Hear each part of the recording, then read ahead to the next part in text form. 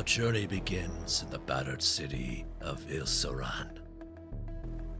Veilsong has become a beacon of fragile hope for survivors and dreamers alike.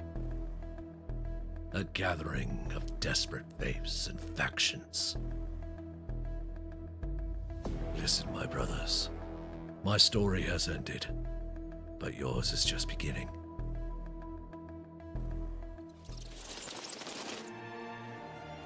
Hello!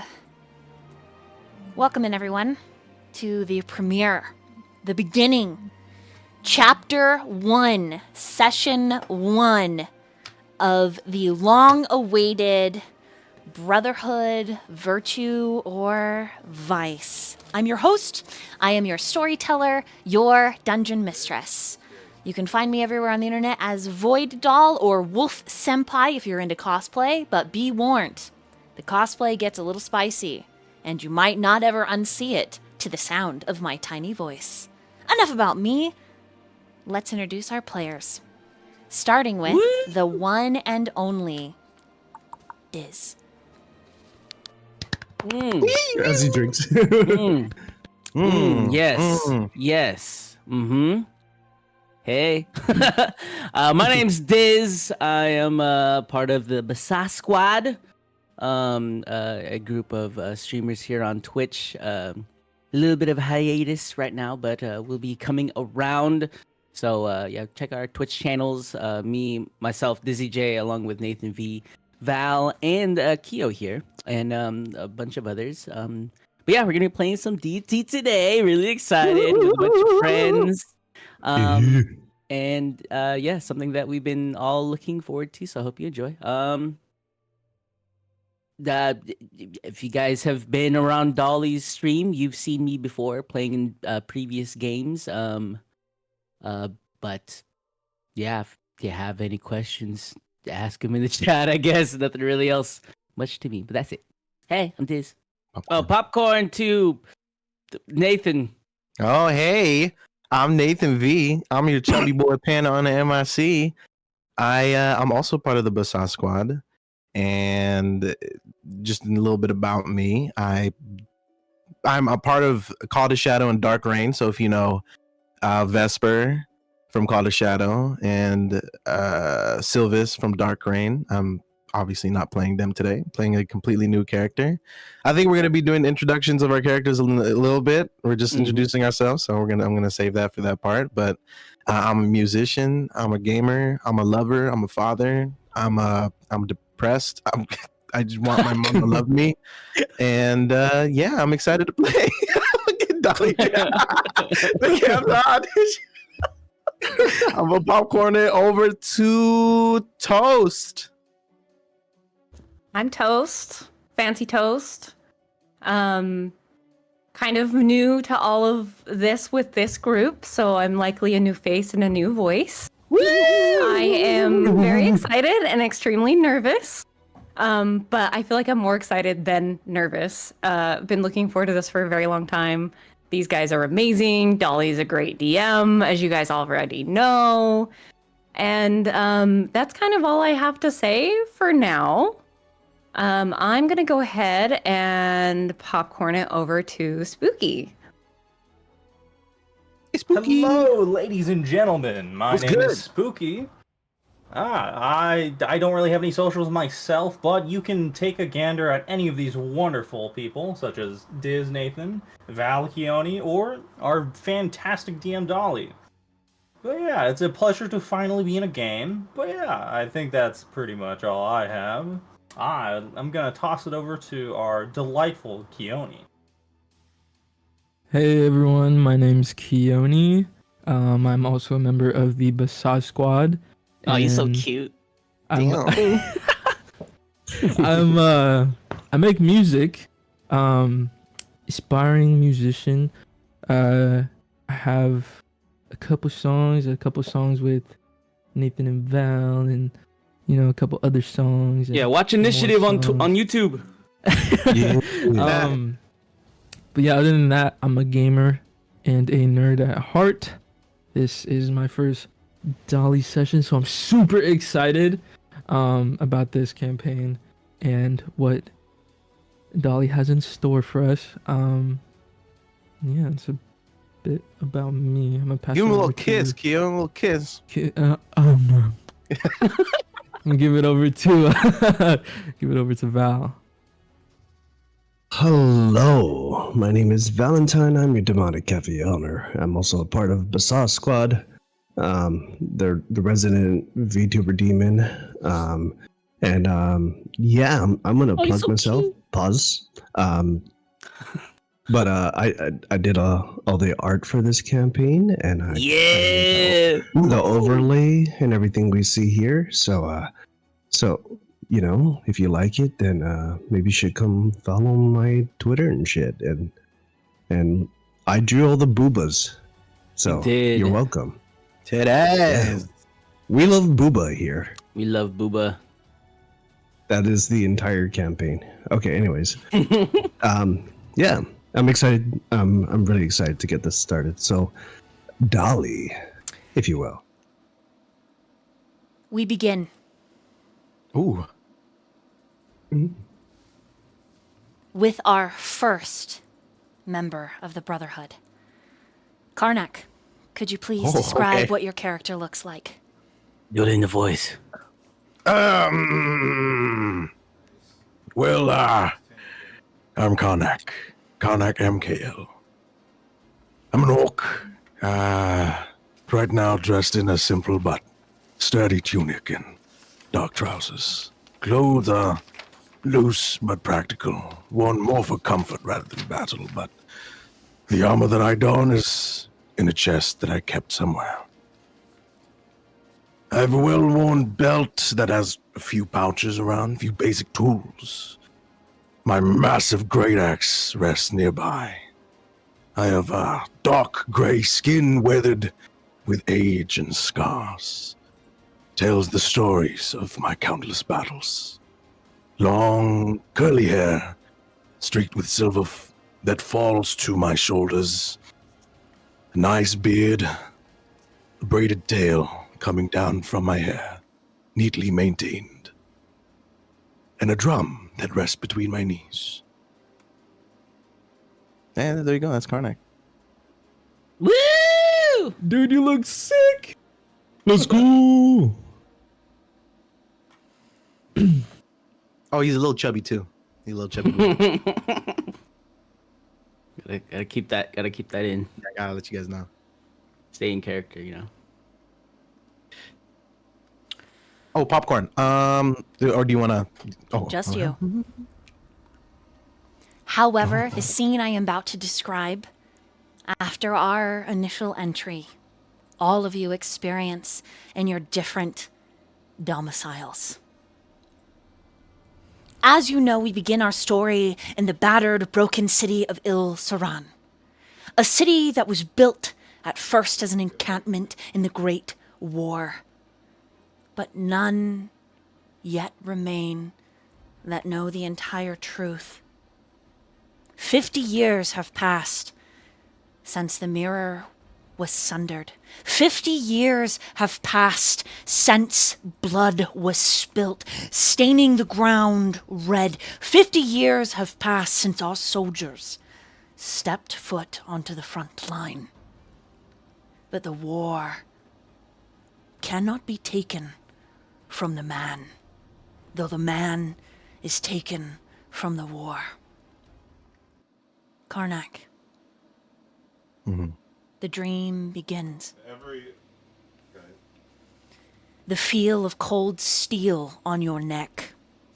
An empty grain sack pulled over your head. Your crimes read in a lilting female voice. For each life your axe has taken. Next to you, Kasper is on your right. You know by the sound of his meager grumbling. And on your left, Lucian, still chuckling, still bartering, still asking, is the executioner attractive? I'll only be slain by an attractive, preferably woman. Munge, down on the far right, grumbling. Underneath you, you feel the wooden slat that will eventually open and you will hang by your neck until death. And if that is not given to you, then you shall be guillotined, kissed in a perpetual darkness. A murmur goes about the crowd. This dream, Karnak. Perhaps it is what feels like hundreds of years of suppressed guilt. Perhaps it is some future, some fortune of what is yet to come, and you would deserve it. But still, you know how this will end. You know that the ropes will break. You know that there is someone in the crowd who will shout out and say, "No! I need them yet alive! I am sorry, but I cannot have them die this day. Aaron Dralis needs them." The voice uses the name of the world that is not yet spoken. The name that is covered and shrouded. The name that was given by the elves. But the elves are no more. A rush of magic caresses your skin, and each of you in this nightmare, though you are not in this scene, you experience the rush as the rope around your neck is cut at the same moment the trap is opened and you drop to your feet, rolling. A ruckus in the crowd explodes, and you shoot forward. And you wake. The snow is cold outside your window, Karnak. Your eyes are sandpapery from sleep. The sound of blades and battering from your dream is still ever present, but it's translated now to a Karnak! Hey, you awake? Sun's already up, cock's already crowing. He wakes up and he's gripping on his great axe because it's always next to him. He loosens his grip and he's all right. Quit the banging, it's giving me a headache. Got a message for you from, well, someone looking for work. Come on, up and at him, big boy. All right, just open the door, it's already open. Okay. A familiar NPC. His name, Dre. He runs the local tavern known as the Echoing Wench. Oh. A smaller, square, rounded kind of guy. Not very handsome in the face, but friendly nonetheless. He has a talent for gathering information. He has a talent, Dre, for disseminating jobs from local lords, and Ilsaran has many, being ramshackle in its way.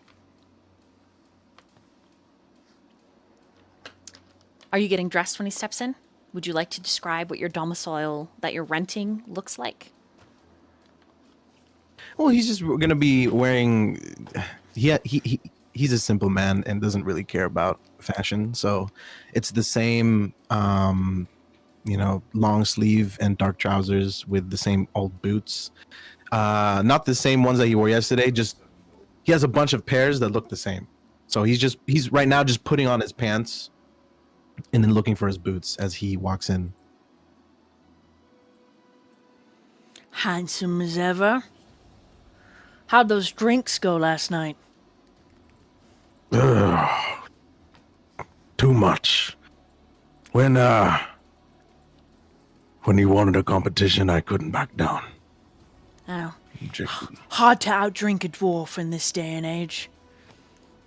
One day, I'll beat him. You'll see. He just laughs. And he pulls out of his vest pocket a small vial. Drink this. Gonna need it for this job. All right. He just snatches it out, downs it, takes it in one shot. What's your passive insight? It is. Oh, looking at the character sheet for the first time. It is. It is. Wait. It is. Patience. It is. Hold on. It's 12. Okay. Thank you for waiting. High enough. Go ahead and roll an insight. All right, here we go. Rolling now. My new dice that I bought for $60. 18 plus 2, dirty 20. His breath hitches on this one. You think he was paid quite a lot to come collect you for this job. His normal jobs, there isn't this anxious energy. And once you down the shot that ebbs the headache away, the leftover drinking, you notice that he's kind of tiptoeing back and forth on his little feet. So, what's the job? Maybe it's best we not discuss it right here, and we wait till we get to the basement part of the inn. The basement part of the inn, reserved for black market dealings, usually from Dormsgate. Just it's kind of really stealthy like. Never made this much money in my life on one job. My job, to run and get you. Oh. Why? There's a bit more to the job, but I haven't done it yet, right? I'm supposed to get a couple others, but anyways, things are in place. It's all happening. I'm set. Make haste. I'm set to Make haste. I'm set to retire. Come on. Granted, not going to retire. As you step out, the snow is falling. The winter chill is a bite on your cheeks and any exposed flesh. Dre pulls on a bear-shaped cap knitted by his significant other, ties it up real tight, wraps a scarf around his nose, and the two of you make way down the hard-packed yet moist, slushy streets. As you come to the echoing tavern, it is the same tilting building. Already there are jovial voices and bards playing. A thoughtful tune that permeates gently for those that were up all night drinking, that maybe are coming to get the hair of the dog once again. And we meanwhile there, in the basement of the echoing wench. Marigold, can you please describe your character?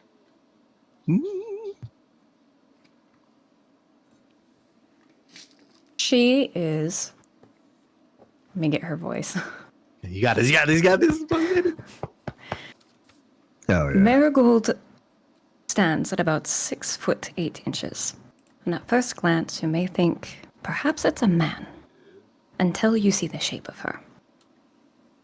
She is tanned from her far travels.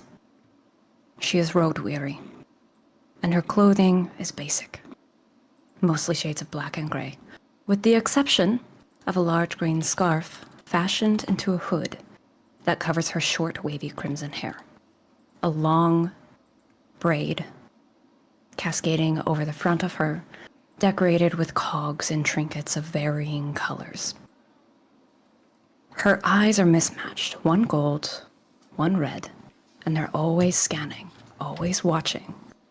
Not with curiosity, but more of suspicion and little fear. Her axes, 4 of them, little hand axes, are worn at her belt. They are well kept, but you can tell that they are quite old, with the wearing on the handles. But they are sharp, and they are just as deadly as her gaze. And at her back is a great axe, far more maintained than those at her belt.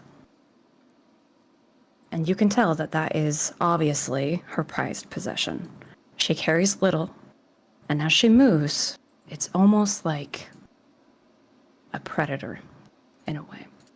Always watching, always scanning, her eyes always out, looking for anything suspicious.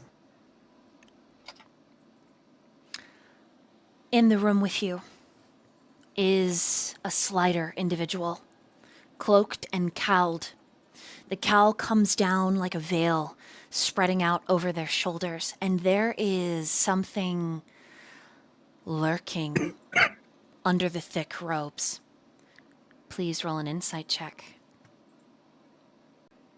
What'd you get? 10.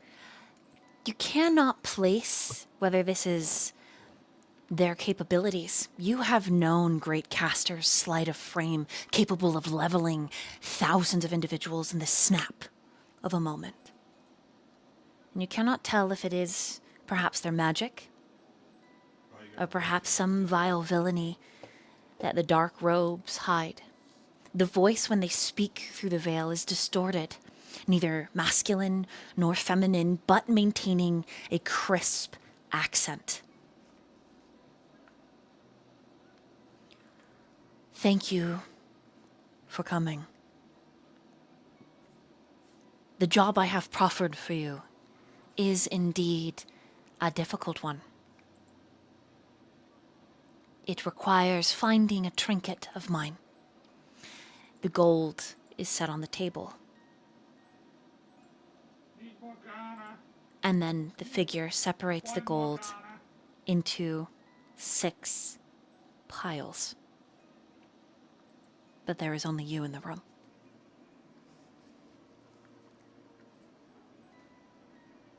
Care to explain why there are 6 and only 1 here? The others will join shortly. You never told me that there were others. I told you what I needed you to do. And that is fair enough for any contract between employer and employee.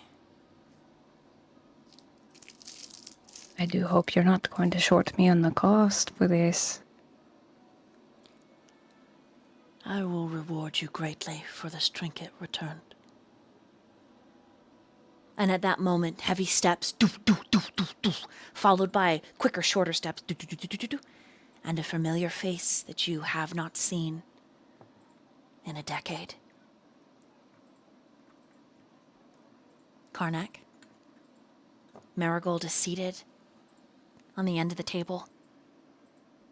You have not seen her in almost 10 years. Red? Because you have red hair. Is that who I think it is?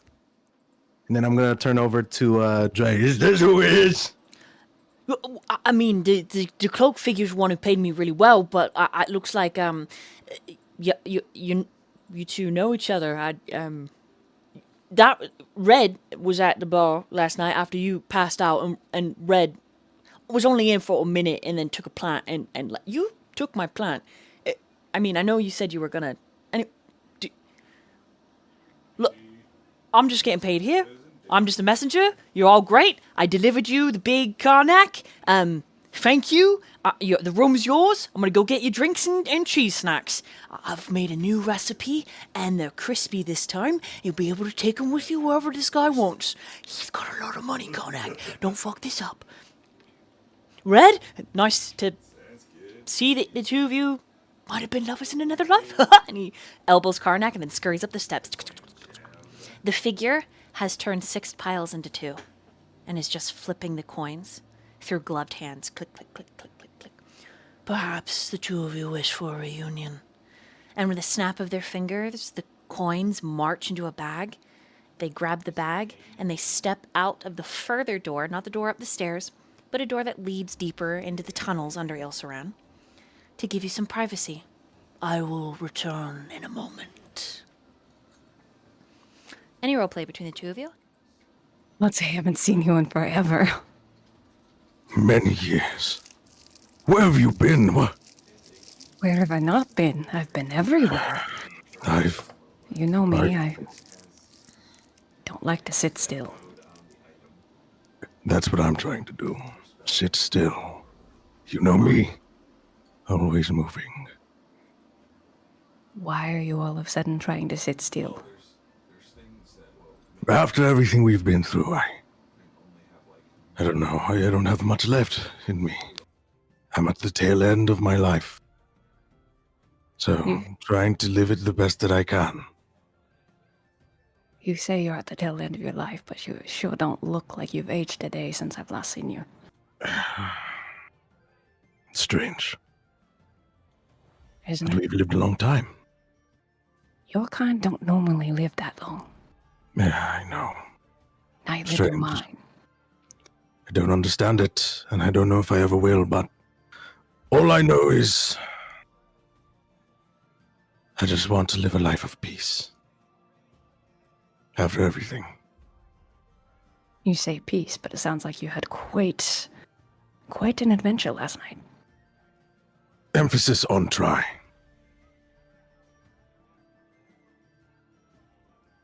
I see you're still using your old great axe. You haven't changed, huh? Why would I? I still She have mine. does what I needed to do. Have you acquired any new weapons along the way? Weapons, no. Instruments, yes.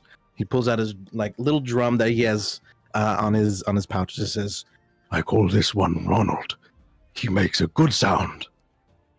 Well, go on. He goes.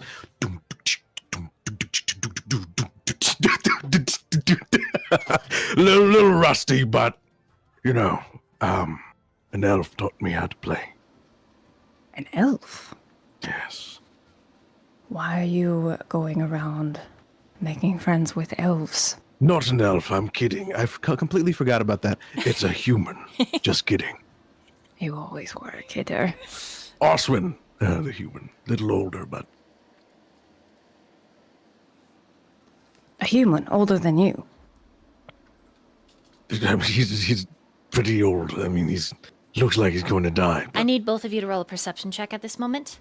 Diz, I need you to roll a dexterity saving throw. perception. And check your chat, Diz. I got a 5. You got a 5. I got a nat 20. Ooh, Hey. first natural 20. Boom, boom, boom. That's a good sign. Yeah, my bad. I didn't mean elf. I was thinking of Legolas for some reason while we were role playing. And so I said elf instead of human. Okay. Marigold, what did you get on that roll?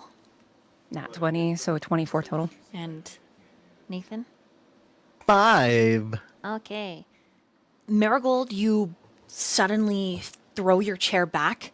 Stepping up to your feet, you hear something slow and ominous shifting from underneath the table. Something heavy. It feels like the ground is shifting, the sand mollifying, and Diz, would you go ahead and describe your character, please, and what they both see?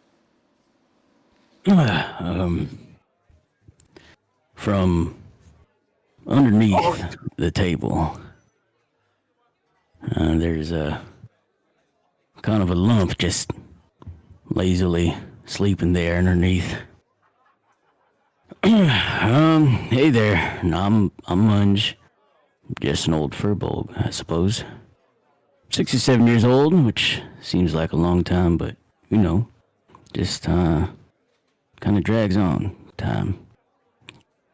I'm about 6'6". My skin's blue-gray color. Hair's graying too. Guess that comes with age. I'm a bit chubby. Guess part of the package, I reckon. I wear a black hat that's seen better days. And I've got on a simple leather vest over a long-sleeved tan shirt. It tends to get a bit messy out there in the fields. Oh, and there's this deep purple cloak that I throw on when it gets chilly. Though not much else ever seems to get me excited. My eyes are brown, just plain brown. I'm a druid, or at least I used to be, I guess. Nature and all, that's my thing. I could do some magic, talk to plants and animals. It's not like I go around showing it off, though. Just kind of busy trying to keep things balanced. My accent, well, this is just how I talk. Not much else to it. I've seen some stories, or I've seen some things and got some stories tucked away, but I'm not in any rush to tell them. If you want to sit by the fire, I could share a few, if that interests you. And, yeah, I've got this staff, just a crooked stick. Helps me wander around and talk to the creatures. Nothing too heroic about it, really. So, yeah, that's Munge. Just here if you need anything, I guess. And, so that's Munge. And yeah, just underneath the table, slowly getting up, you hear him yawn as he sits up and is about to hit his head underneath the table, but puts an arm up, catches himself, and then crawls out from underneath. Oh, yeah. Where am I? What's going on here? Oh. Hey there. It's a good thing I saw you before my axe did. I just about took your head off, Munge. Where did you come from? To be honest, not really sure. It's kind of just been here. Where did you come just from? Been here. Do you make a habit of sleeping under tables? Just anywhere that seems comfy, I suppose. He looks under the table. Hard packed dirt, some rough wood. It does look like some large animal has formed a small dugout. Comfy. It's been years. It has been. Yeah. Karnak, it has been 15 years since you last saw Munge. Marigold, it has only been 7 since your last encounter with Munge. Munge gets up and just sits at a chair to the table and reaches into a pouch and just starts tossing berries into his mouth. Oh, it's good to see you, brother. It's good to see you too. Haven't lost weight, huh? This whole thing, he's gonna pat his belly. I never leave home without it. I understand. He pats his belly. Extra protection. And warmth. Marigold pats her belly, but it's just thunk, thunk, thunk. Solid as ever, Marigold. Hey, a girl's gotta keep a figure. Also, where's those snacks we're supposed to be getting?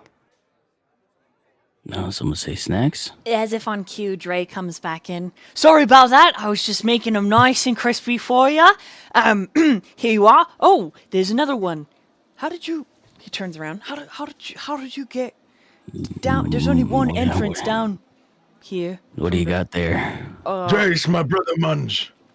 Oh, hey, Brother Munge. Yeah, you crunchy cheese, my lord, and fine cinnamon ale. Cups Don't for mind all if of you. I do. Just grabs his share and just walks into a corner and starts indulging. Dre watches with morbid fascination. And then looks at Karnak. Where'd the cloaked figure go? Honestly, I was not paying attention. Where do you know? Figure go. Did I see where they disappeared to? They stepped into a door opposite end of the room, but when you look, there's no door there. Can she go over and investigate Go ahead and roll. that area? What am I rolling? Just an investigation? Weird. There's only one entrance in this room. Goes up to the top. Well, goes up to the landing, then up again to the top room, and there's only. Did you go up the stairs? Take a moment with some of the girls, maybe. Who knows? Maybe you weren't paying attention, Dre. You know what? I was trying to make these extra crispy. Oh my god, they're all gone.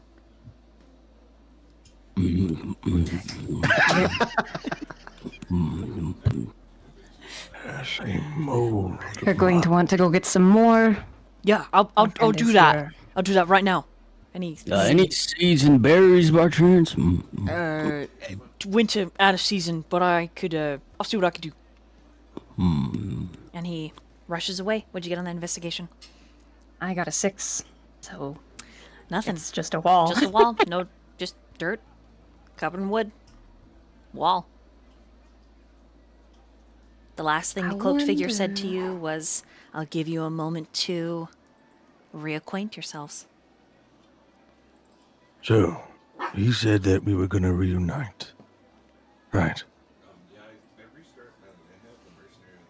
It's a reunion of some sort. From what I remember. You two are here. Do you think? And his brows just furrow. Munge finishes whatever was left on his plate and walks back over. So, yeah, what brings y'all here? Gold. Exactly. What else? Huh. Work, keeping myself busy. How about you? Well, what was that? What about you, Mons? Oh, yeah, I What brings just you here? not really sure. I kind of just go where the wind takes me. I should have expected that. Yeah, I've made myself a little domicile in the forest, treehouse that I just been residing in ever since the last time I seen y'all. And occasionally I'll venture out just so I don't lose my touch with the folk. And yeah, this is just where I am. He reaches into his pocket and throws another berry into his mouth. At that moment, there's a sudden shift in the room. And it's subtle. It's sudden, but it's subtle. And all the noises from upstairs are blocked out. I assume I have given you sufficient time to reacquaint together. Yes, but I feel like we're missing a few people.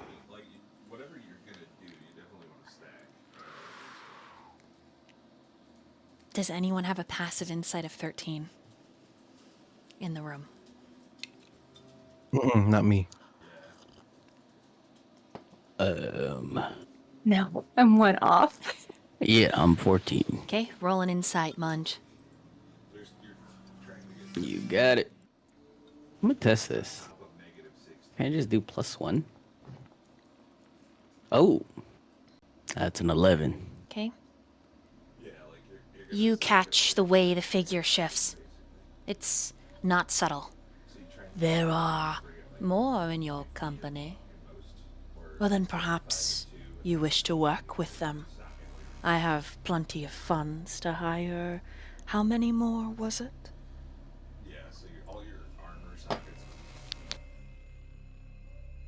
Well, you're the one who set out the 6 piles of gold. And I don't see 6 people here. So we're working on something again? I have an item I wish for your company to collect. 6 of you.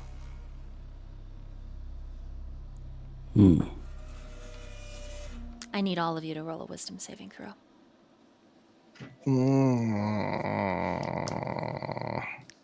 Okay. Okay.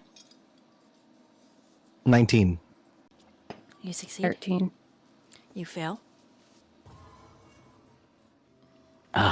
Beautiful. What'd you get? 12. You also fail. Okay. The figure continues to ask these preferred companions, could you perhaps think of them? The two of you that failed, their images come to mind, and you find yourself out loud sharing what they look like. Don't roleplay it, but I need both of you to roll a d4. It's just a 1. Okay? And Marigold? 1. Okay, that's fun. Oh, wait, no. First one was 3. Sorry. First one was 3. You said 1 first time, so we're going with 1. Okay. All right. The figure says, I plan to contact them. Worry not. I will offer them the same heap of sum that I offered the 3 of you. Keoni, Hello. you find yourself in a bed of limbs, each one attached to a very specific female. Skin still flushed from the barely ended marathon. 12 of them, though you think you only got to 8 before the alcohol really started to possess you. Regardless, as you stand in everything that your mother gave you on the balcony, cigarette in hand, soft mewling female sounds filtering out from the, well, comfortable yet mundane room behind you. Could you please describe what your character looks like? Well, my name's Lucian. Lucian Veilsong. I am a tiefling. Sort of a kinda tall, leanish build. Very defined, very like attractive looking character. I wear a gray tunic. I like to keep it loose a bit, even though it looks pretty tight on me. It's a bit loose, just for, you know, I can get naked faster. And I also have like a light armor piece of a shoulder pad that straps around my waist, as well as protecting my rib cage. Yeah, and on front of it, I have a dagger there as well. Physical features, I have white hair. Kind of keep it slicked back so it doesn't get in the way of my horn. Well, horn now. As you can see, one of my horns are broken. It broke from the war. And I also have a scar to prove that I was, as a memory, pretty much. And I have white eyes, but the eye with the scar is black. And I kind of have like a bluish, grayish toned skin. And yeah, that's pretty much it. There is a soft giggle that percolates from the room. You can't help but zero in on it, listening over your shoulder. But you realize it is not the one. And you relax. And then you hear your name being called, and a blonde and brunette appear wearing your tunic and your pants. And one Those of them... aren't yours. Well, they could be, my lord, if you came back. It's pretty cold out here. I kind of like the weather out here. You know, it's good for your skin. Maybe you like the audience out here too, says the brunette as she comes forward. And the blonde's right behind her. And they are smoothing palms over your exposed flesh. And things are starting, and then all at once there is an unfamiliar voice in your mind that says, Lucian. Veilsong. And it distorts suddenly. I have a job for you.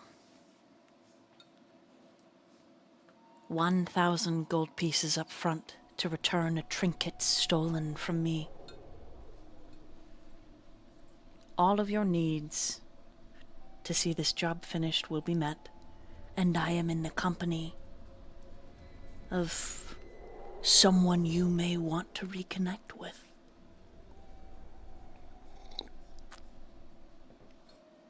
I'm just gonna blurt out, who the hell? The brunette, from her vantage point on her knees, is like, "Oh, I'm sorry. Didn't mean to ruffle any jimmies." Oh, Oh, no, my sweet, not you. The voice. The blonde looks out from behind over your shoulder, and she's like, "What voice? I don't hear a voice." And then the redhead shows up. And she's like, "I hate to be the bearer of bad news, girls, but we have to get to work." And the brunette's like, "I just said hello."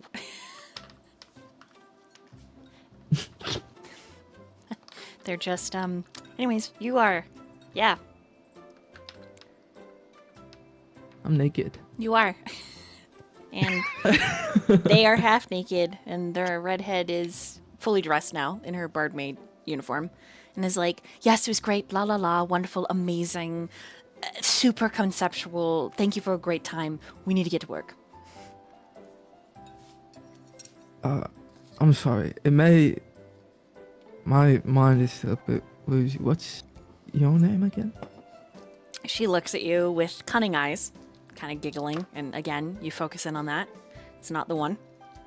And she says, "Myrna, but I wasn't going to expect you to remember Mr. Casanova. Come on, girls." And you hear a knock at the door. The proprietor, "Enough's enough. Come on now. Time to get to work." Wait, before you two lovely ladies leave, would you mind giving me my clothes back? The brunette is like, "You're gonna have to peel it off me." And the blonde is like, "Oh yeah, sure, here. Oh wait, I like her idea better." And the proprietor's like, "Enough rumping in the sheets.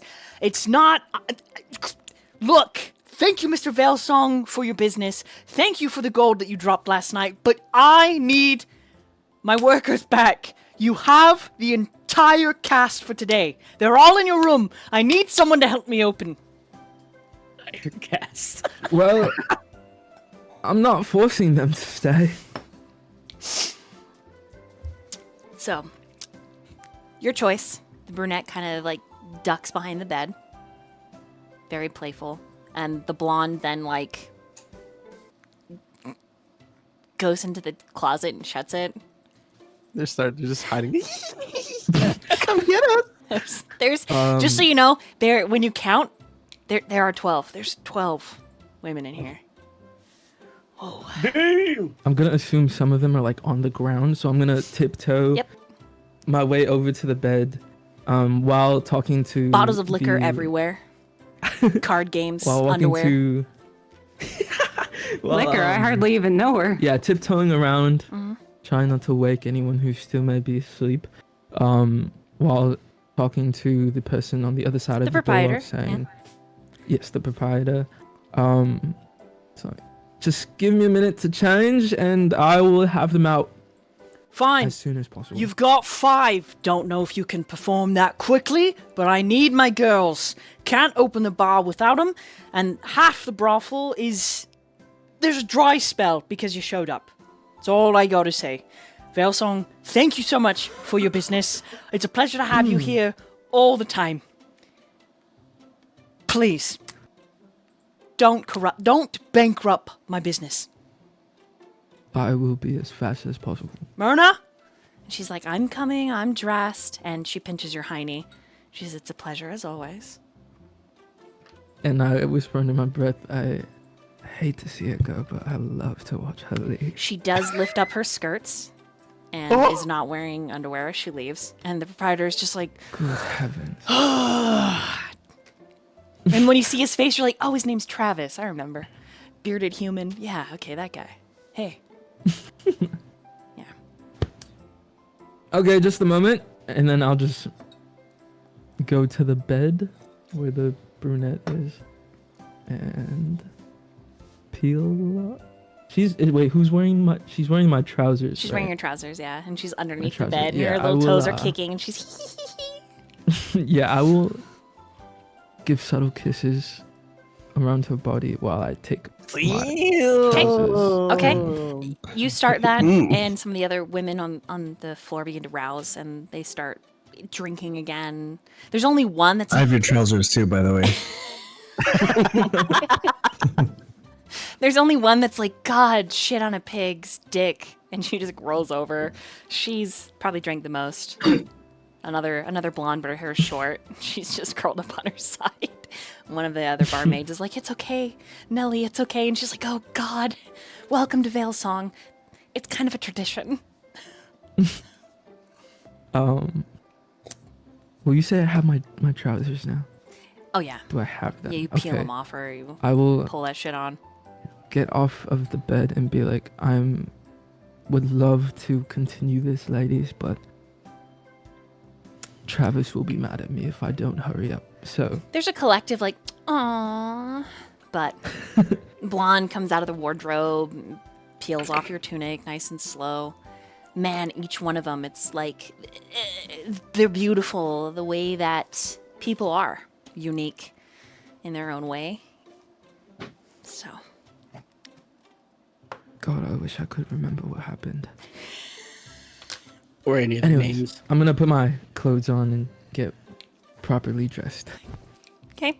After a few moments, they all pile out, and you feel, once they're all gone, and it's just you and you're fully dressed again, you feel that presence waiting for your response to their message, their missive.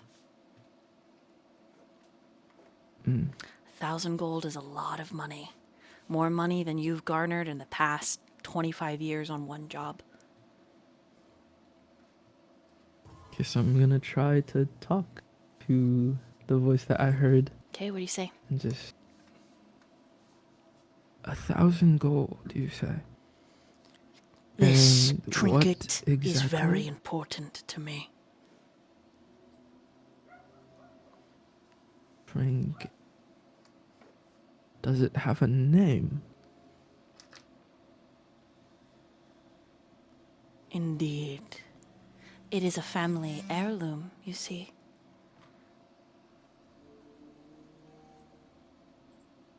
Okay. And where? I'm assuming I'm gonna meet you somewhere. Il-Suran. Your stomach kind of Yes, clenches. Your childhood was spent in Il-Suran. A good chunk of it. Where you met a few other boys, and you became a family. One could say it all started in Il-Suran.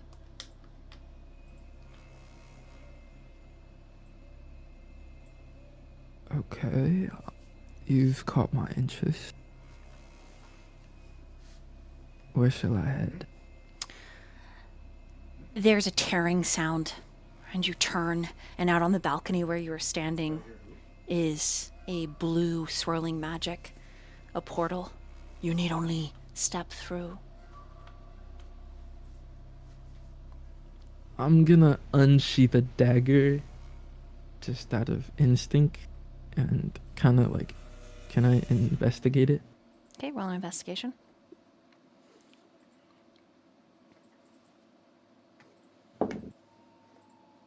$16. Seems like a typical dimension door, but more powerful. Along the lines of a plane shift, but it definitely radiates like a dimension door. You've had this cast on you before. You'll feel a little alley-oop in your stomach, and you'll come out on the other side. Okay. I'm gonna make sure I have all my belongings on me, and before I go through the door, I'm gonna grab a leftover bottle of booze. Okay. As you step through the portal, you are hit with the sound of a tavern, and you are guided.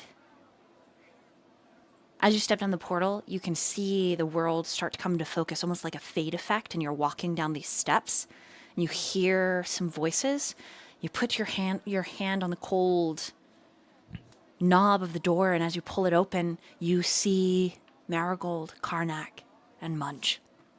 And the three of you see Lucian, whom none of you have seen in the last 30 years, but you have heard of the conquests of the Veilsong. There are bards that write the Veilsong. Oh, Lucian. I half expected you to show up naked. Not gonna lie. Marigold walks up to you and sniffs real deep. You Well, smell like sex. when don't I? 12, exactly. Not 6, 12. At least 8 that he can remember. Sex. S-E-X. Yeah, of course, but it's not your accent. Get it? I know. How many you smell on them, Marigold? Can I see how many I smell on him? Is that something I can do? You can roll a perception. Okay. You can certainly try. I'm just like slowly leaning back, like okay. 17. He smells like a lot of really delicious perfumes, and other fluids. But 18, I don't know, at least 18? At least 3. Maybe? At least 3. 18. Maybe 3, though, but... I go bare measurement, yeah. Lucian, it's wonderful to see you, brother. He gives you a little hug. Now I'm gonna check how much you've slept with, all right? Good to see you too, big guy. What do you He just mean hits you in the check? balls. Ball check.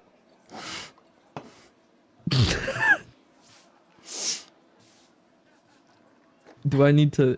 Is there like? A If you try to test for that, dodge, or do I you just? can roll against each other, acrobatics and athletics.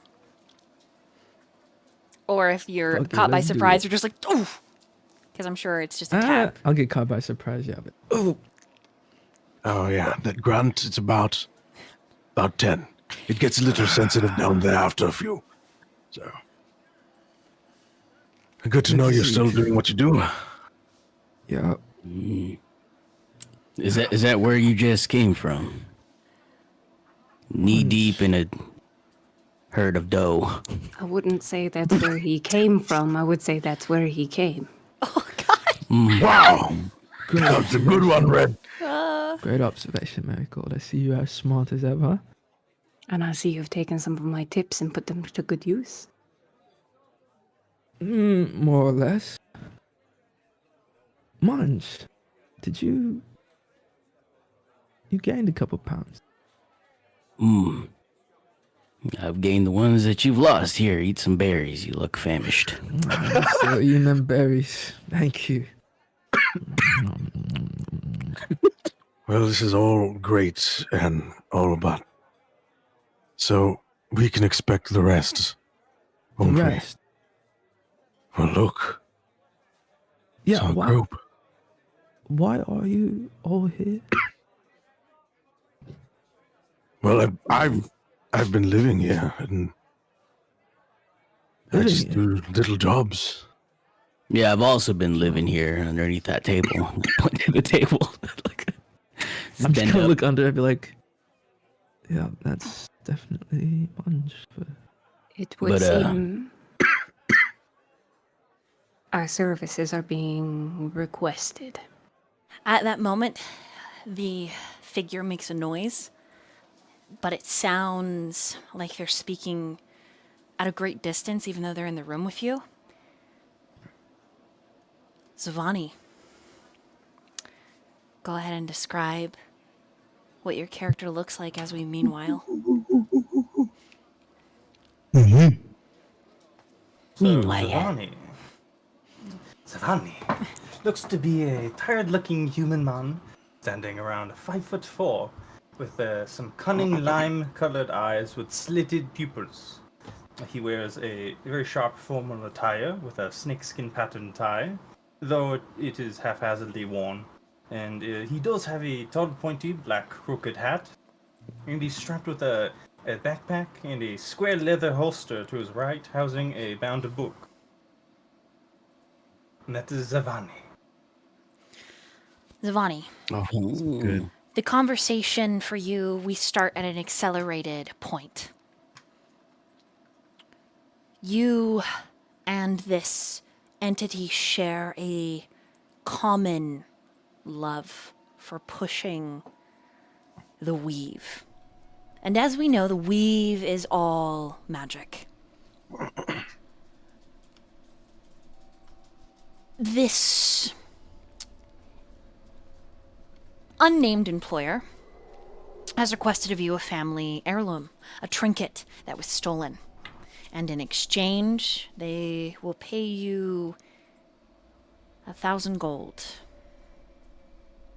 which is quite a sum. But you have the inkling, Zha'Vani, that you could ask for something else. Roll for me an intelligence saving throw. Or an arcana. I would love to roll an arcana.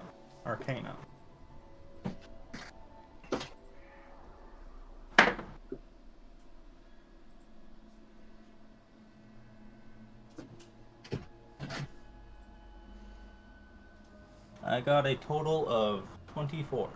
Ooh. 18 plus 6. I will say at this point, the masked employer has summoned the dimension door as a real personified portal. Not only does it seem like it spans miles, it is a fastening of plane shift, dimension door, and an illusion spell all in one.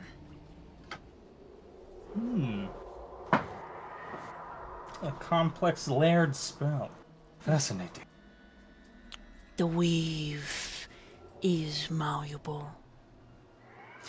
You have a feeling you might be able to ask for a lesson or two, or perhaps even a scroll writ by this wizard, because certainly they would be thus. A scroll I might shall be answer easier you. to practice with if you're not interested in continuous relation with this shifty-seeming guy. It's up to you. Mysterious Carla, your inquiry intrigues me. But your offer, I need not your material wealth. If I could, I would instead ask for.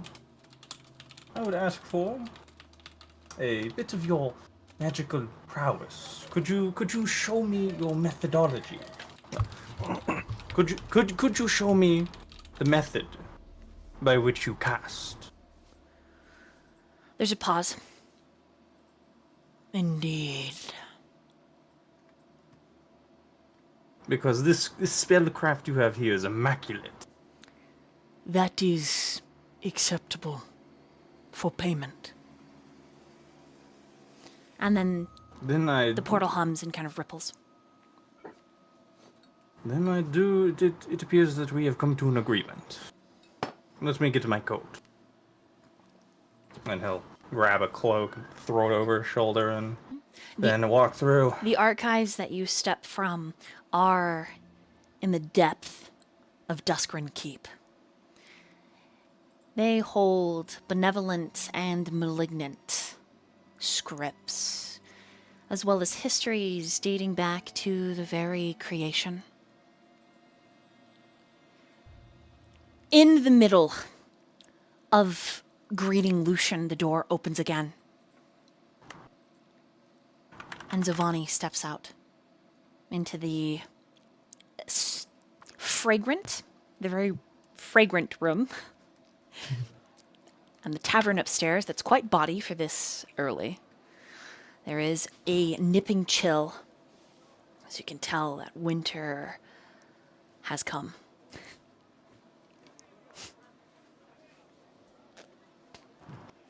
With my keen eyes, I take a glance around the tavern to examine my new surroundings. The tavern sounds behind you and the stairs ahead of you. As you move down the stairs, it's familiar. You think you've been to this tavern before. You can't quite place what city it's in, but you will soon enough. Familiar voices percolate from below you. You approach this worn wooden door with a hard black handle, cold to the touch when you turn it, and you open it up, and you see Karnak, Marigold, Lucian, and Munge engaged in conversations. Zha'Vani. Welcome back. Berry? I'll offer a handful of berries to you. Marigold is gonna walk over to Zha'Vani and pick you up in a big hug. He is immediately disorientated as he goes from his cold-looking expression to a bit of surprise as he's disorientated. Hello, brothers. It has been quite some time. Yes. I'm gonna How nudge long you has very it kindly. been? For Zha'Vani, geez, probably like 20 years since anyone has seen him. Damn. It's been 30 since anyone's seen Lucian, but you hear about him almost every other day. I've been offered a deal. I'll assume that you all are a part of this as well. Yes. Right now, Munge is like very close to your face with a berry just like inching towards your mouth. I will have to pass on the berry. Thank you for the offer, though. Oh, come on. They're very good. You remember them. Oh, good one. I do remember the berries. Suit yourself, and not just I'll pop take one in my another one. mouth. Or do you So want should we something- expect? Go ahead. Should we expect one more? The hooded figure shifts uncomfortably in their seat. Are you certain there is a sixth of you? I have reached across time and space.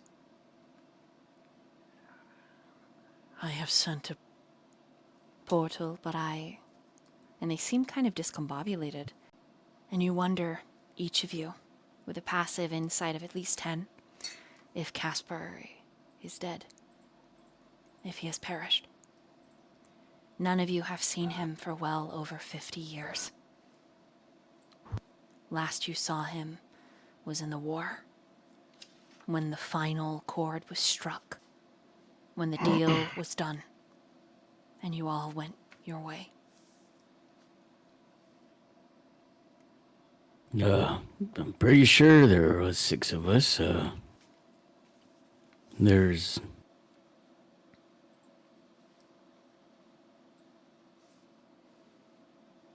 Lucian. Wait, not Lucian. Kasper. Lucian's right there. Yeah. You said you can't reach him? Munge, I think that means he's no longer here. Well, I see that he's not here. We're trying to get him here. No, I think he's gone. So he's Which dead. means dead. As you say that, each of you remember Tigum, the eldest of you. The brother who pushed to the edge. The first of you to die. Yeah, dead. Do we know what we're talking about here? It's Kasper. It makes sense. Look at us. It's been what? 50 years? More. Well, that's the thing. It don't make sense. And Kasper would be the last of us to kick the bucket. He's the one always harping about being healthy and make sure you don't, get yourself hurt, or else I'm not gonna help you. It's always the ones that keep you afloat that go first. I'll And I poet think it. part of you knows that. Well, I don't believe it. Give it another try. I'm sure maybe he just didn't. He left the phone off the hook or something. I don't know. Of course. Why would he not answer the call? The figure That's tries a again violent country. and is still for several aching moments. And when finally they return to their body as if they astral projected, I am sorry. I left a message with this proverbial phone off the hook. perhaps they will answer when the time is right. Regardless, let us commence business. This trinket that was taken. They turn their wrist in a way. Their hand is gloved, but it clicks unnaturally, and a contract spans down the middle of the table. The contract is simple, though some of you struggle with your literacy as you squint at the tiny cursive handwriting. You shall be paid a sum of 200 gold now, and the rest upon completion. You will search Il-Saran. There is a description of an elf. Dark hair, long, pale skin, glasses, and eyes that burn like moonlight. I will pay you handsomely. And if indeed my identity is needed, you need only know I am a noble from Alderin's crown. And that explains the money. Alderin's crown, a concentric keep, rises in a ring atop Caldera, the volcanic mountain that it was built upon. And it is quite a crowning feature of the entire upper wastes. The wealthiest people reside here. Nobles, viscounts, dukes, barons, duchesses, viscountesses. Though the upper wastes bear no king, Alderin's crown's duke would be considered closest to royalty.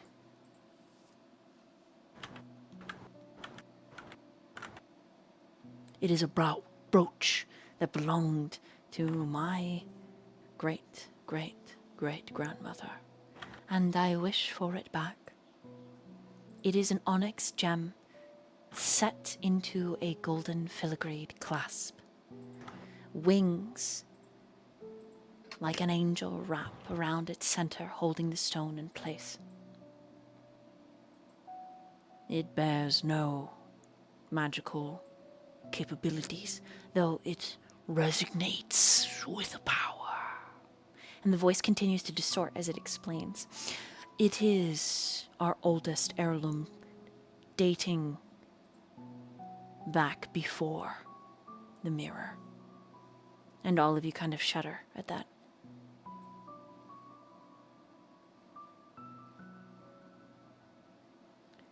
If you would take the ink and sign your name. Please, we can continue.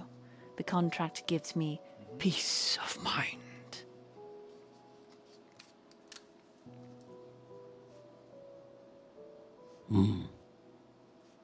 Munge will reach into his coat and take out his reading glasses. Can you read the fine print? I don't know what it says, Munge.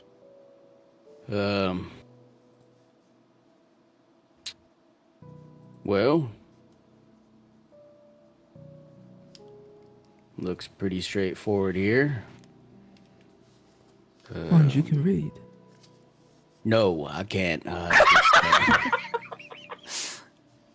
What are the glasses for? You know, I've seen somebody do it before, and I was trying to look the part. Can anybody else read this? Not really sure what I'm looking at. Zha'Vani. Yes, I can read the contract. Hand it forth. Here you go. Okay. Is there anything particularly ominous looking about this contract, or is it all up to code? Investigation check. Just basic investigation. Natural 1. Oh wow. Yep, it's up to Ah. code. Looks good. Nothing sussy. It Can I take looks a- pretty standard. Can I take a quick look? I mean, I don't see why you would want to, but sure, you may. It gets my seal of approval, and I sign off. Roll investigation, Marigold. I actually would like to use my magical awareness. Ooh. Ooh. Oh. Read for chat what that Let me does. see. As an action, you can open your awareness to the presence of concentrated magic.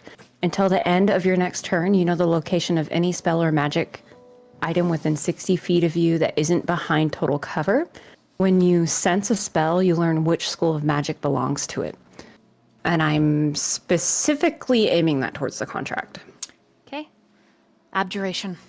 It is magically binding. When you sign this contract, what is written is binding on both parties.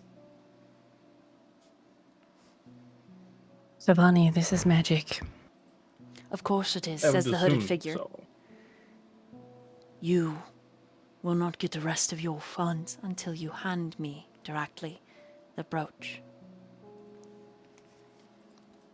Well, before we sign anything, why us?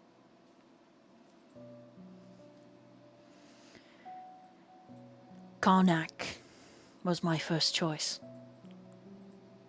A mighty warrior. I see through your retirement. You are more than you claim to be.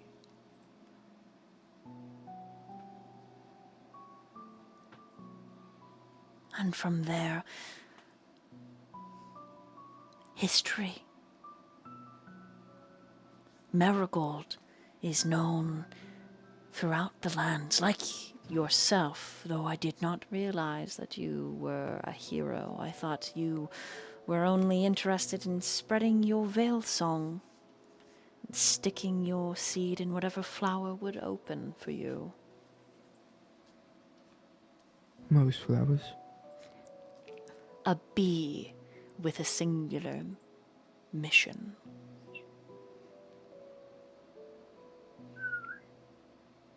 And Munge. We have interacted at Jasper's wake. Though it was subtle. So, those are the original three. The figure then explains, I came to Il-Saran, and the voice is shifting. Looking for the brooch. Dre recommended Karnak. I watched Karnak for several days. Did you know? He lifted a broken carriage with one arm. Weighted down by over 1,500 pounds. 1,500 pounds, there we go. That is quite impressive. To hold that aloft while the common folk repair a wheel. Whoever took this brooch, I believe they are quite a cunning enemy. Munge, I know, bears that cunning. You think maybe this figure's understanding of Munge might be a little different than what you guys understand about Munge, but regardless.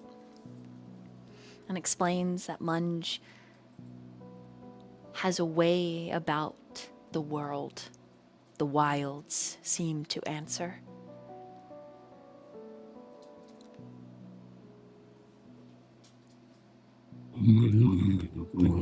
Well, I will say, That's what he says. you know how to pick them.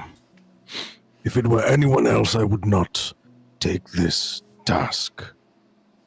My fighting days are over, but I did not realize such history were among you 5.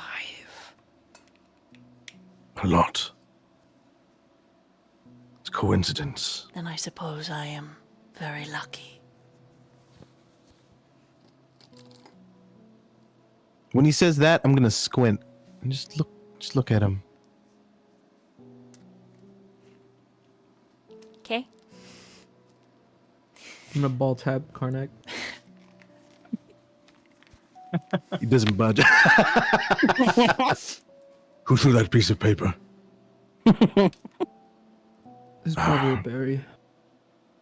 Well, since everyone I trust is here,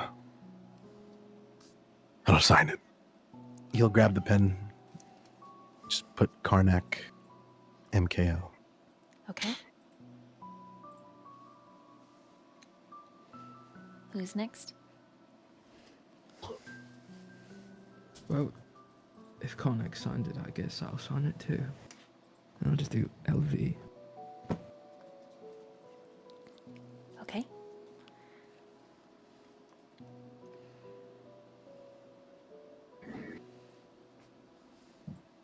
Well, judging that we're not all here, someone's got to look after y'all in place of Kasper.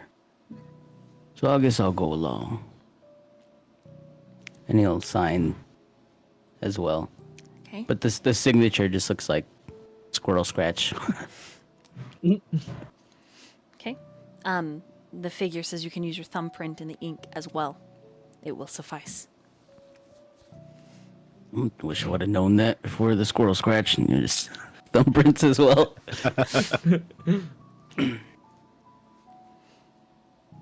I believe that just leaves Marigold. Before I write down my name, what happens if we don't succeed?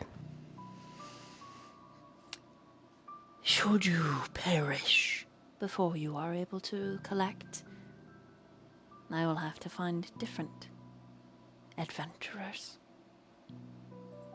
What if we don't perish and we decide to go off with the 200 gold?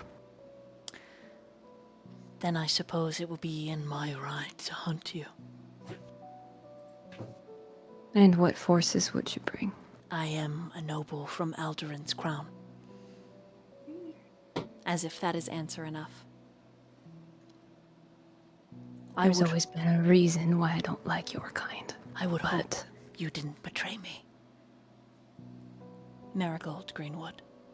I will sign. And she'll write down her name. Okay. In a fancy cursive. At the very same moment, the door opens, and there is a blistering cold. It feels like someone opened the door upstairs, and winter has clawed its way down the staircase. Kasper. Will you please describe what your character looks like as you step into the room? Yeah, Kasper has but what's my accent?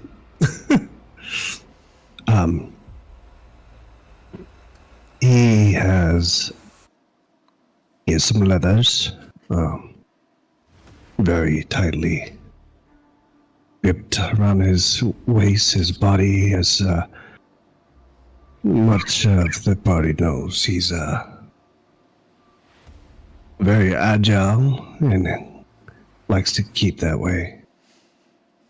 He has this cloak that kind of flares out like feathers of an owl, as matches his mask he wears. And he has a long bow strapped to his back as he looks at this golden pocket watch that you guys haven't seen before. And he watches it tick, tick,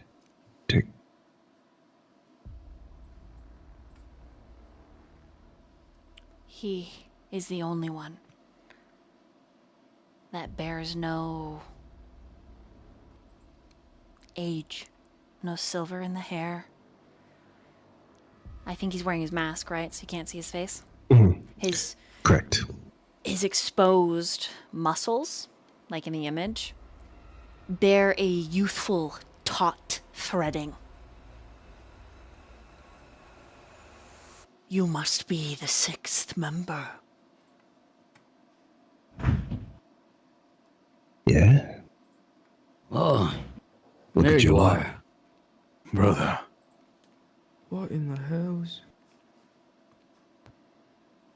A visible relief washes over Marigold, and whatever sorrow she was holding just seems to dissipate. As Kasper steps through the threshold, with him heralds the noise from upstairs before the door closes softly.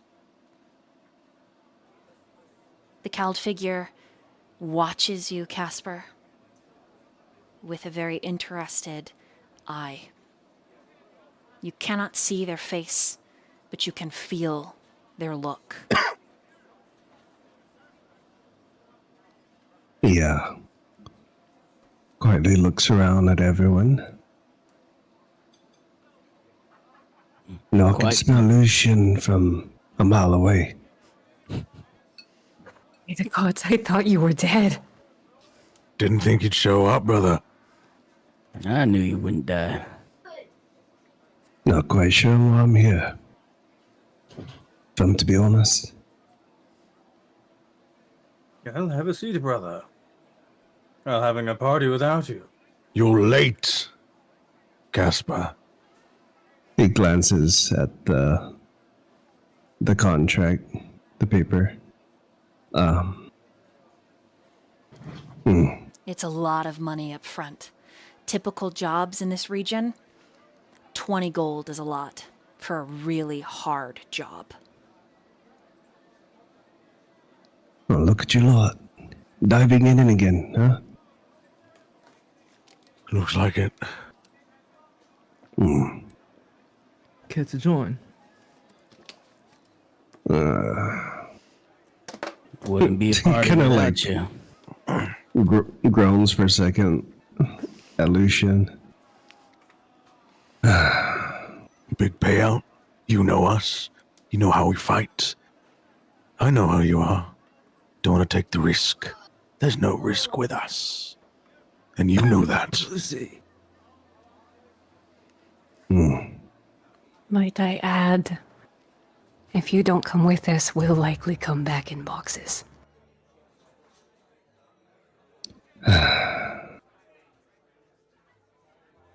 You know, every day out there with you guys was always a risk.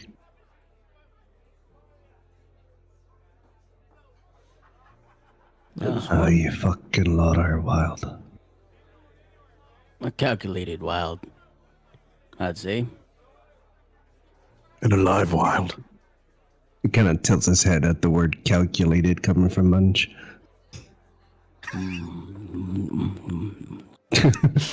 Barry? I'm good. Alright. The pay good then. Yeah? Worth it? Fucking huge. I would say with it. How hard could it be? It's one little trinket. I have traced the brooch to Il-Saran. The elf that stole my family's heirloom is here in this city, and I expect you to find them. Yes, An elf? there are thousands, but an elf, awash in a city of mortal man, shouldn't be difficult to find for all of you.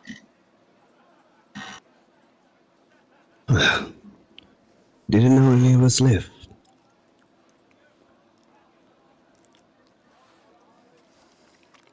Well, It would seem We are unlucky.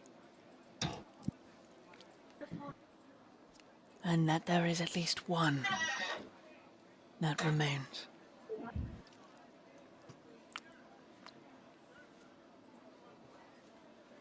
And they motion to the contract, Kasper. There's a quick exchange of information.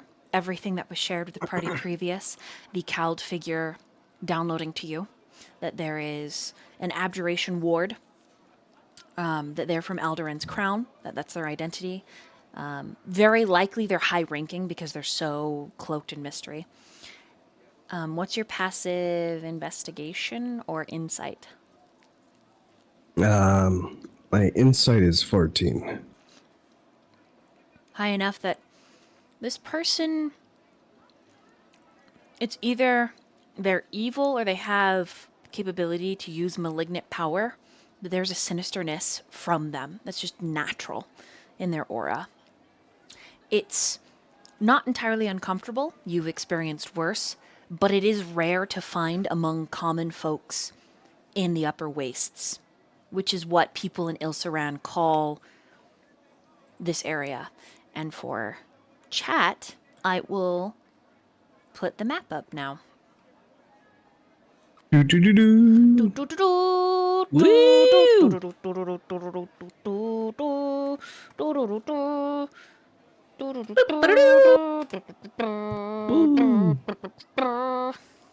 it look? Can you see it?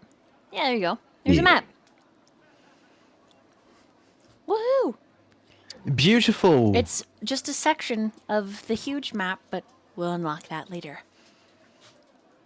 He scans the contract and looks around the room and says, "Look, if you all go through with this, if you do anything stupid, I'm leaving you behind. You've been through enough shit, right?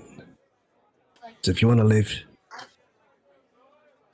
be smart." Well, let her know after all this time, you haven't changed. Both. Emotionally and physically. Yeah. He just fucking starts signing it. And as he says that, he gives you a look, because he knows why you look so young. And there's a bit of like a piercing look. A bit more serious of Munge than you've seen before. Maybe he has a skincare routine. Yeah, 12 times. 12 times. Good Yeah. lord. I start at 7 p.m. and at 12. It's good to see you again, Kasper. Yeah. I shall leave you to You your too, Karnak. devices. The contract rolls up. There's a tiny pinch on each of the tops of your hand. And when you look down, there's nothing that you can see there, but there was definitely a pinch that you all experienced. And then the figure simply vanishes. A moment later, the door opens and closes, their words lingering like a magic mouth spell. They describe the elf again. Long hair, eyes the color of moonlight, glasses. Somewhere here in Ilsaran. When you are ready, no. you need only think of my image. And they're gone. Fucking elf. And you think we'd gotten every single one of them? I guess there were some that lingered. Looks like some slipped through the cracks. At the very least, one. Slipped Not through. the good kind either. Well, this should be an easy mission, right? A dime a yeah. dozen. Be simple.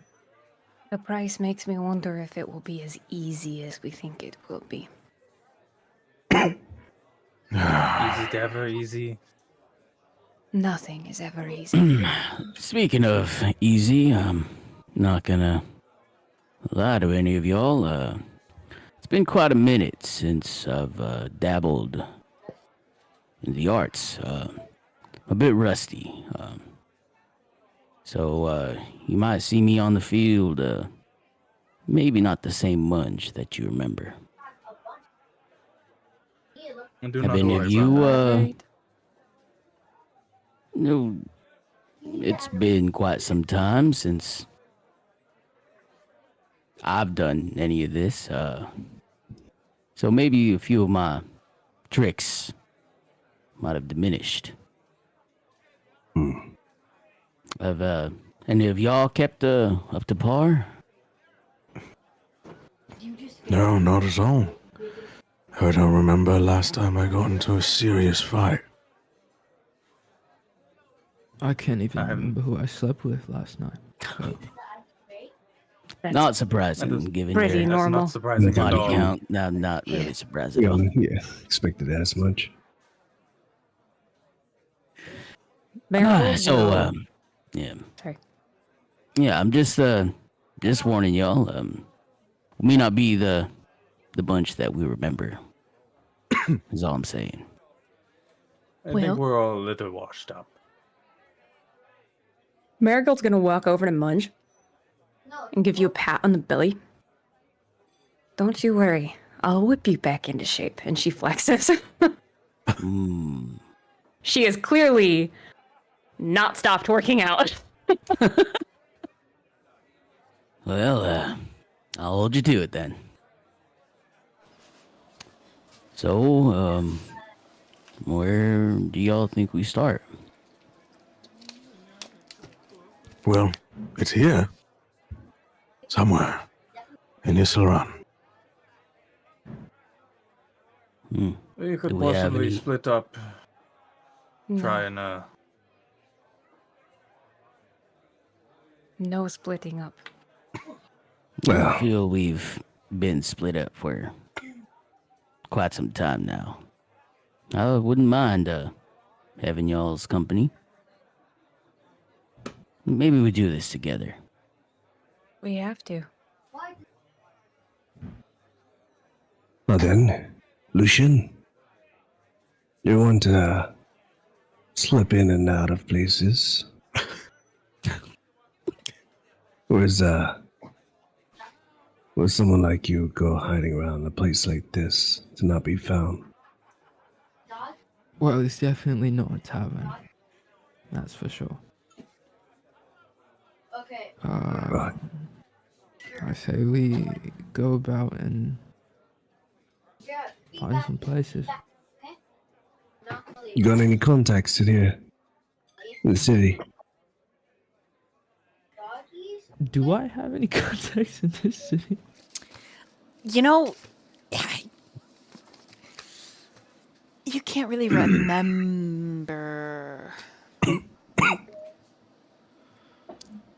Well, I have a person. You do? We have a person. Dre. He should be upstairs.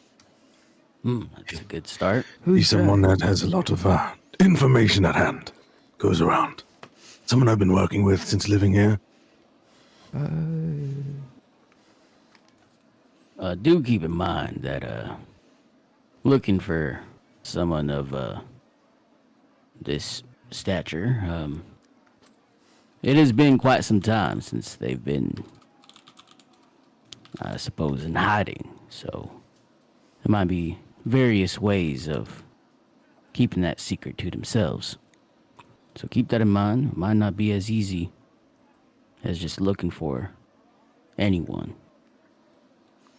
Well, Just someone it is special. not easy to hide the elven features as easily.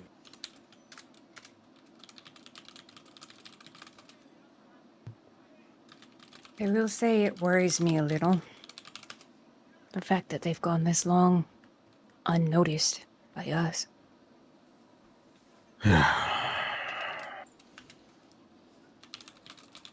Maybe Dre might know a few people that don't look like they're from here.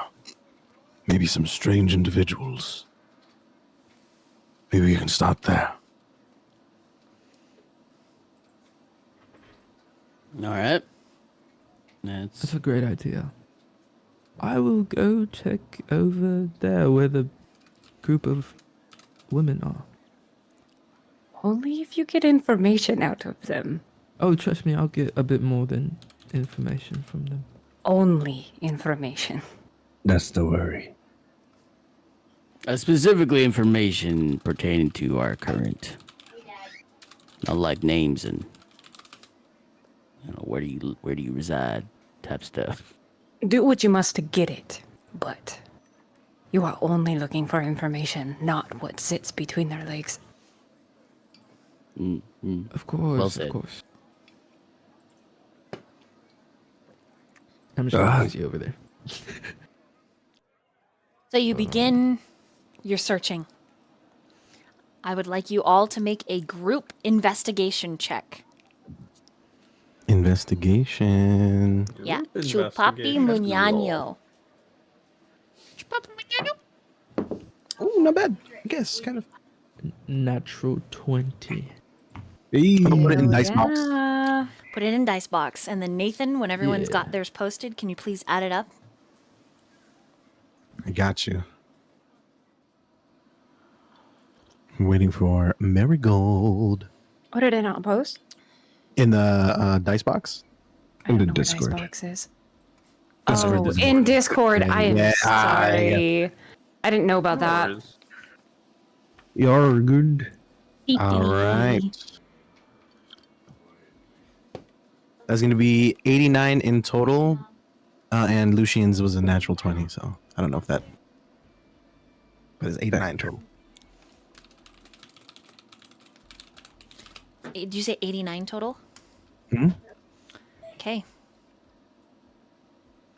The first week of searching,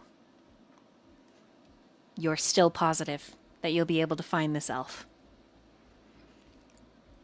The second week that you are searching, you're a little less positive. Lucian, stop fucking around. Anybody want some berries? I'll take one. Here you go. The last 3 girls you were with gave us nothing, but all you got was blowjobs. Come on. Well, they said they didn't know anything, and obviously their mouths were occupied, so they couldn't do much talking. It's not my fault. Well, And I'm sure they enjoyed it more than I did.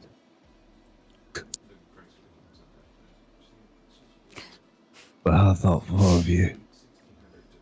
Now get your ass working. Let's find this fucking elf. The beginning of the third week, I need everyone to make a perception check. Perception. You- Percepi. You cannot use any inspiration, if you have any, on this roll. All right, here we go. Oh, I'm gonna roll because it's an important roll. I'm gonna roll in Foundry. Oh, should I roll in Foundry? Let me Yeah, let me it's up to you. change it over It's up to you.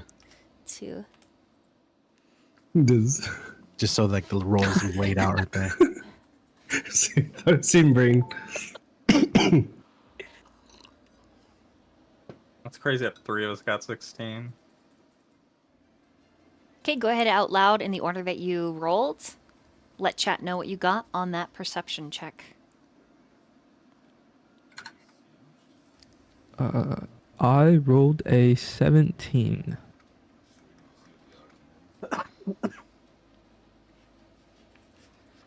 Munge. Oh, 12. I got a 16. 16. Zha'Vani also got a 16. 14. Okay. It is mid of the third week. The snow is finally letting off, but the crisp cold is still in the air, and it is Lucian. It is you who catch sight. But it's not who you think. Well, there has only ever been one woman who has said no. Not only did she say no, she tied you up, left you naked in an abandoned barn, and stole everything. Save for your weapons. She left those in case you managed to circumvent yourself from the ropes and get out and needed something for, well, to defend yourself since you're going to be naked. And you see her across the marketplace in Il-Saran. Let's drop your tokens up here. Okay.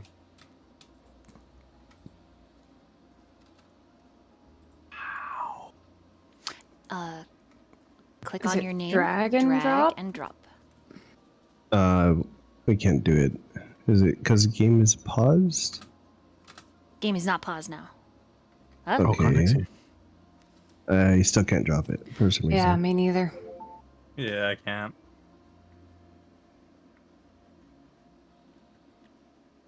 I see everybody, like, their curses going back and forth trying to drag it up. There's 2 Karnaks. There you go. Well, the trouble. all right, Lucian.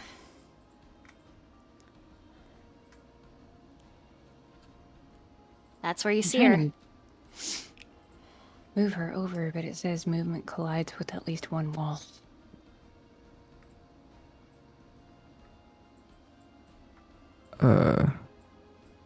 I cannot move my persons. No. Why?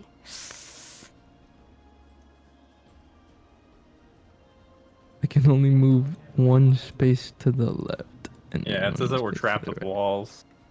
Yeah, And it's Well, probably and like also an that- invisible yeah. wall. Yeah. there we go. I'm going to, before I say, I'm not going to say anything to them yet. Okay. Just knowing that I know who this is and going up, I'm going to kind of sneak up behind them with a dagger and put it to their back. Roll a stealth. 16. Ooh, okay. Okay. As you approach, you feel quiet as a cat. But she shifts and grabs your wrist, her own dagger pointed at your belly. And those moonlight eyes meet yours. Funny that we would meet again like this. Good to see you too, beautiful. Keep your sweet words to yourself. Oh, they weren't meant to be sweet. Her eyes never leave your expression. You still have my things. Sold 'em. Sorry, sweetheart. Of course you did. Had to make a buck. Am I holding on to her wrist also? Yeah. Okay. I'll let you have that one. But that's not quite why I'm here. And before I continue, I'm just gonna blurt out I think I got her, and notify the rest of them. Okay. Everyone, your perception checks were high enough that you hear Lucian say, I think I've got her! He's also subtle.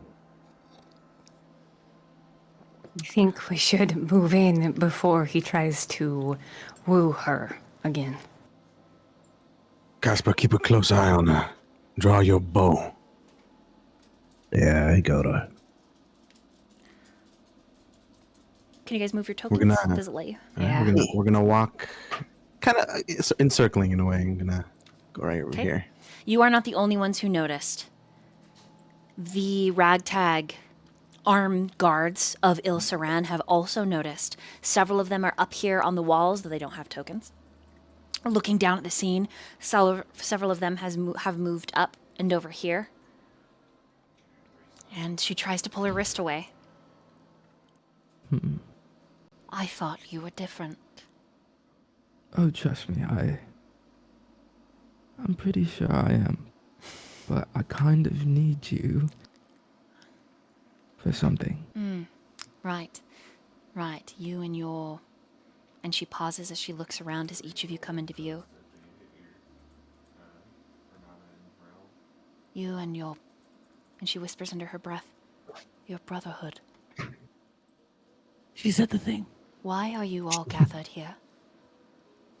And she suddenly grabs your wrist again, getting really close. Lucian, Veilsong, you tell me right now, why are all of you gathered here?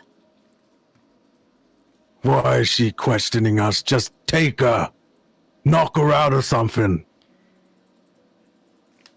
Can I do an insight? You sure check? can. Natural 20.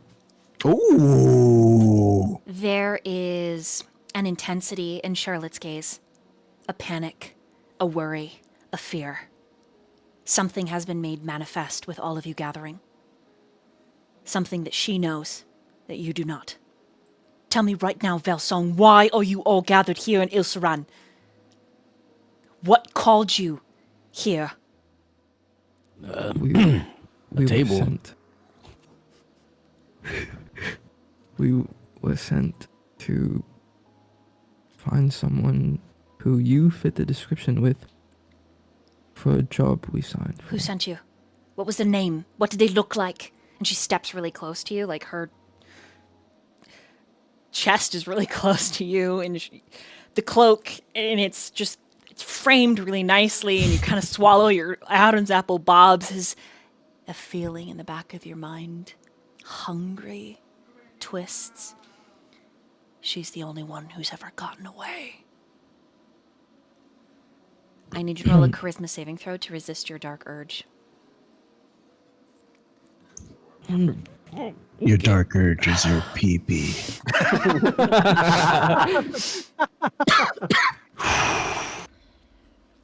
No pee-pee, not now. 15. 15? Yes. Okay. A 15 is not enough to resist it. How do you satisfy the dark urge? This has to be a physical touch of something. A kiss, caress, grope, etc.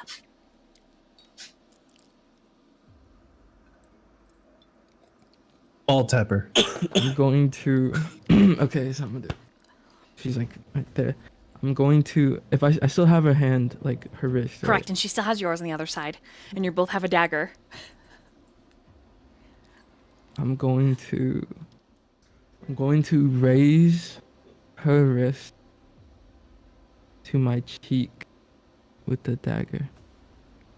And I'm gonna lean in closer to her cheek while her dagger kind of slits my cheek a little bit. Not super deep, but like a nick. And then I'll give her a kiss, saying, "It's for a trinket." Your dark urge always charms those around you. It's usually less horrific for them when you use different means. But you watch as Charlotte resists with a 23 on her saving throw. Her pupils dilate, her mouth parts a little bit. There's sudden heat charged between the two of you, and she says, "A trinket." And before any of the rest of you can react, the armed guard says, "It's an elf! Quick! Get her!" And a ringing bell starts. Ka-ding, ka-ding, ka-ding, ka-ding. And there is a explosion of people rushing to and fro. You guys are pushed and battered away. Charlotte is ripped from your arms. She is disarmed. Her cloak is pulled down, revealing her wide and thinning ears. Why she never cut her ears to hide, you'll never know. But regardless, she is thrown down into the snow, and she is captured. And each of you, unless you use deadly and violent force, you lose your quarry to the captains and the armed men of the guard. What do you do? So, Karnak, seeing this mission go into shambles, is visibly gonna get angry. He says, all we needed to do was take her!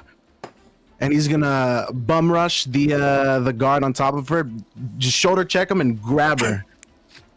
Okay. He's gonna carry her and he's gonna run! Athletics check. Athletics.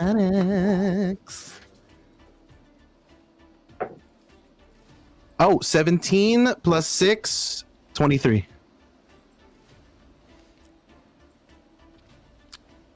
Okay. You shoulder check the guard, sending him flying, clapping through this stall. He makes one guttural sound and then goes quiet, and you throw Charlotte over your shoulder. She is quite light. And she says, "You have been lied to! All of you have been lied to!" And I am going to take a BRB as we prepare for combat. Delightful. Let's go. And we return to combat.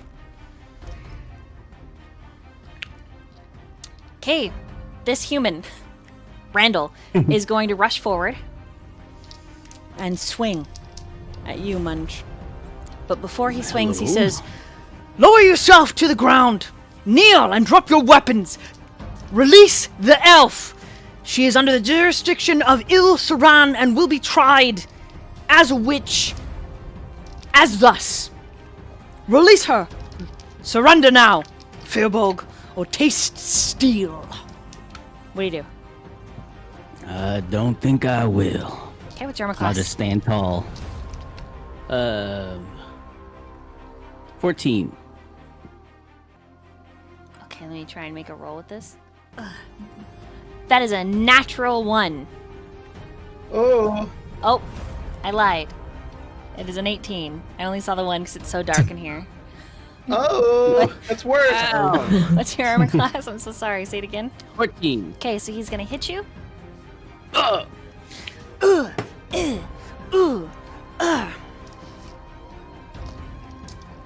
He is not doing lethal yet, Munge.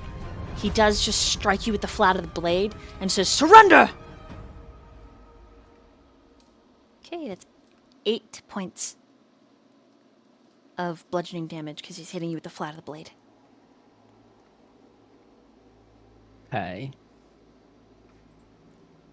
It is now other Randall's turn over here by Charlotte, and he has been thrown into the stall. He uses his movement to get up, and he shouts, Somebody get the captain!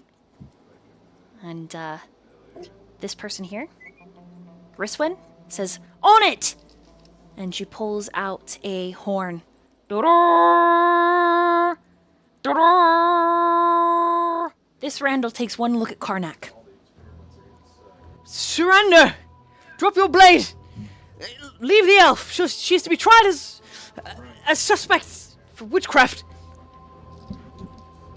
How about you leave her to us? This is our business. Can't do that, Karnak. Can't do that. You most certainly can. Cannot. It 'Cause is if you against the law. don't- If you don't, we'll have to do it our own way. Karnak, you are. I have taken drink with you at the Echoing Wrench. Please. I'll have no choice but to arrest you, and you'll be tried. You know you can't arrest me. What's your armor class? 16. Okay.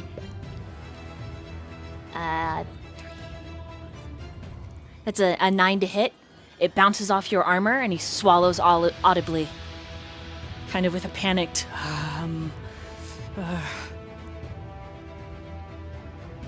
That is this guy's turn.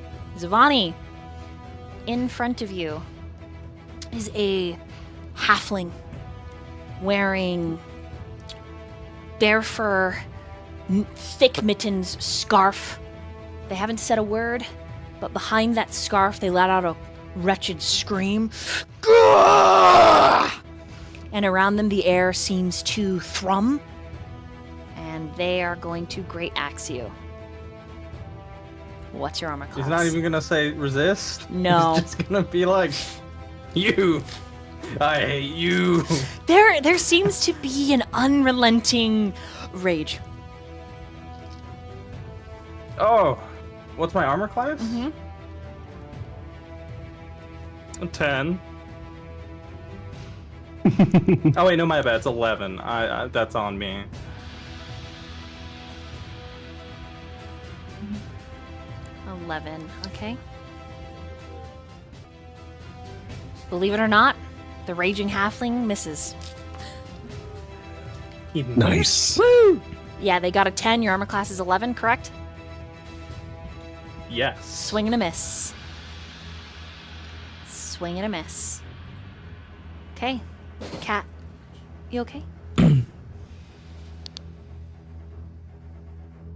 Kasper, it's your move. Kasper says, next time, Lucian, yell a bit louder. Apparently, you didn't tell the entire city of our quarry. And then he will quickly draw his blade and slash at this one next to him. Okay. This is a dragonborn that you're slashing into.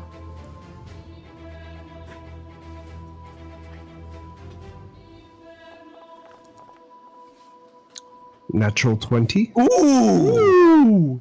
Let's go. Charisma saving throw. Me? Mm-hmm. I don't want to. Charisma saving throw. 8. Okay. As you lash out with your blade, the anger rushes through you, and just beyond your dark urge, something else starts to tick. You cut into the Dragonborn, and suddenly his face becomes more youthful. And then he starts to shrink in size. And smaller and smaller. Until all that is left of the Dragonborn is a blood-stained spot in the snow. And you feel yourself propulsed forward. Your back bends, Kasper. Your knees ache. Your mask stays in place, but you feel infirm and feeble. Fuck. Your knees weak like spaghetti. The dragon After which born he- is nothing now, just a stain. Go ahead. He just kind of bends down a bit and he mutters some words under his mask as his feather-like cloth cloak starts to shake a bit and shimmer. He would cast Jump on himself, taking 10 feet movement, and then all of a sudden the feathers of it, his cloak will stiffen and kind of propulse him forward. He'd do a 30-foot jump onto the roof here. If you can move me up there, because there are walls that I can't control. Okay, let me... up here? No, up here. Up here. And the moment he gets up there, he kind of kneels down and pulls out his stopwatch. I mean, his pocket watch. That's him coughing too. Okay. End of your turn? Yep. Okay, it is Zha'Vani's move. Zha'Vani will smirk, pull out his book, and he will chant an incantation and cause infernal chains to rip from the earth as I require from you. What is it? It is a wisdom save.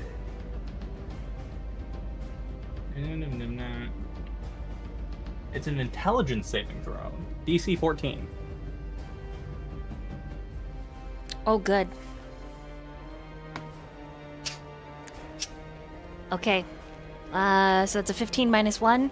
You're casting this on the barbarian, the halfling? Yes. Got a so 14. 14, he makes it. Dang, he makes it. So the chains fail to wrap around him as they fade into nothing.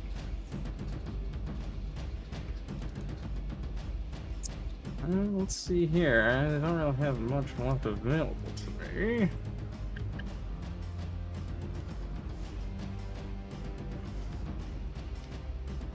Yeah, that's pretty much all I got.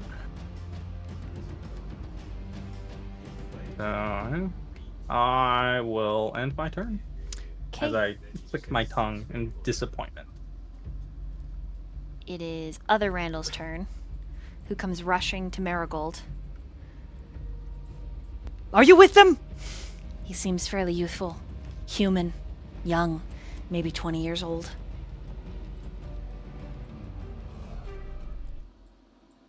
Only if you wish to survive. Am I with them? Run. Or you're next. Ooh, roll an intimidation. Intimidation. Where is that? Fuck 'em up.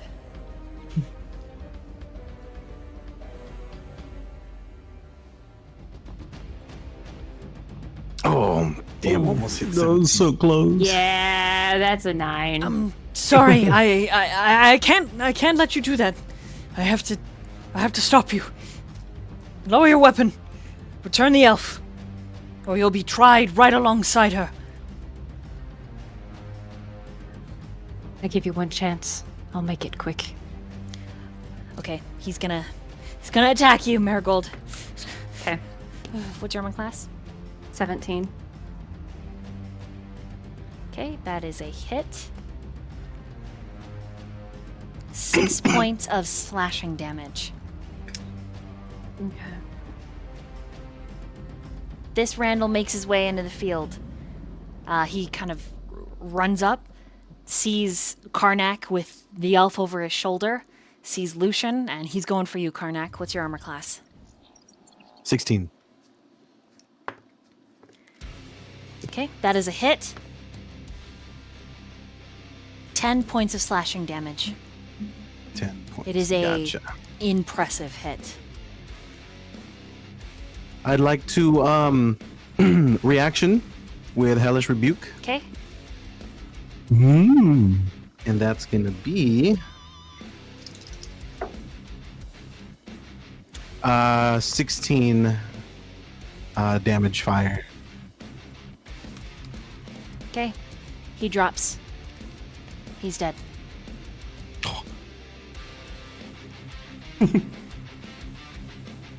And as he falls into his snow, his companions around you, they gasp in shock.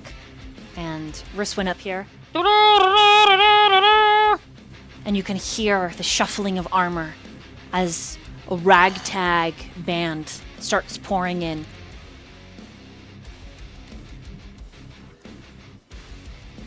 They're not here yet, though. They're gonna take a few rounds, but you can hear them. Lucian, your move.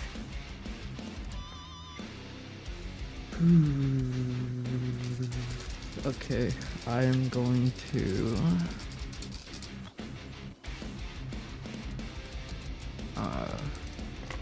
Shit. Okay. You're gonna Go to shit? Karnak, I'm Oh, like, no. look over at Karnak and You're a little quiet, Keone. oh, better. Much better.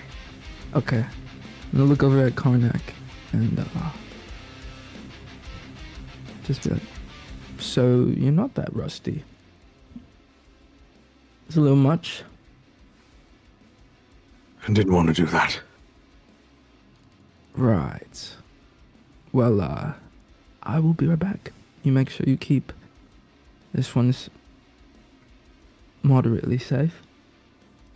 And then I'm going to move over to this guy next to Marigold and sneak attack. Okay, as you step away, you're still in this guy's. Oh no, he's dead. Never mind. He's dead. I see now. He's fried chicken. He did. Okay. Oh, that was a good squeak.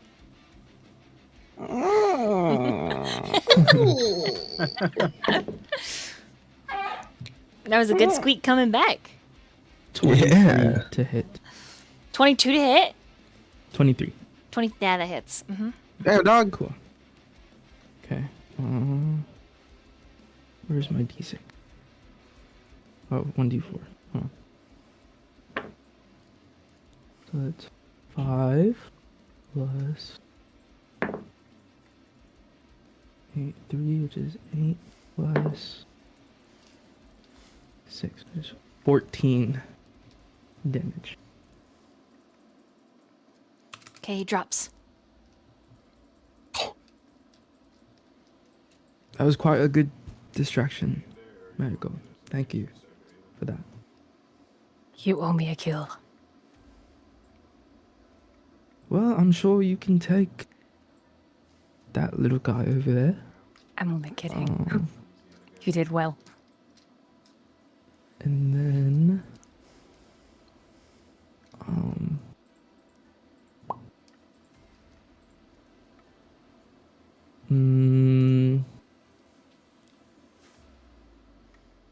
am I able? Yeah, I can, because it's...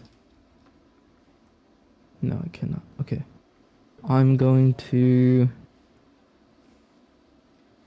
How many does it? 5, 10, 15, 20. Here. Like, well, if you're not gonna take it, I might as well give it a shot. And then I'm going to, as a bonus, do an offhand strike to Rizwin. Okay.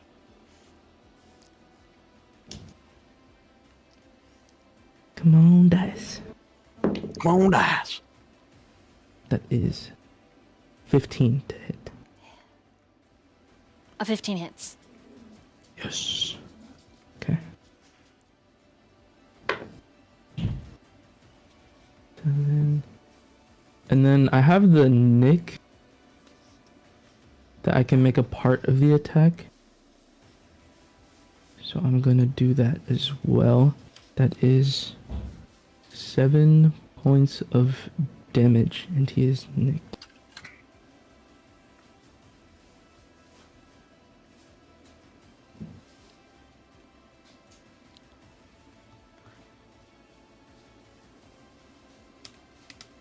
Okay. And that will end my turn.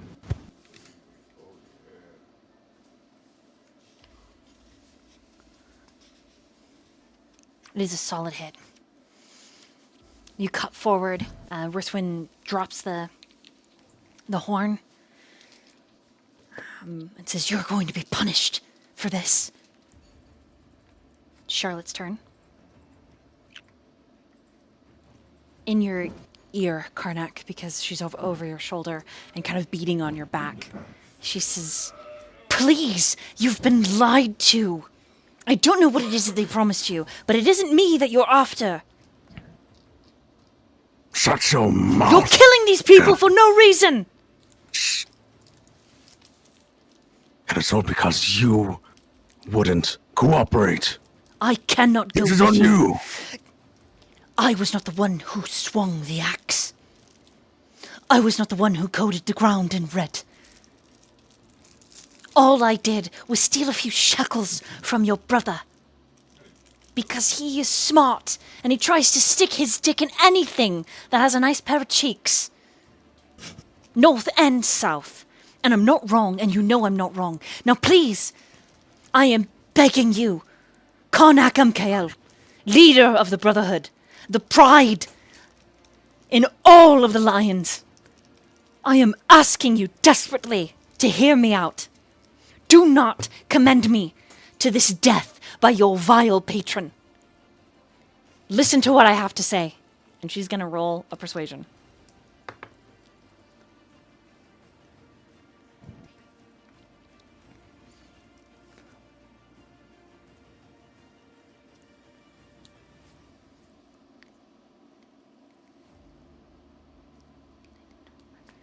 22.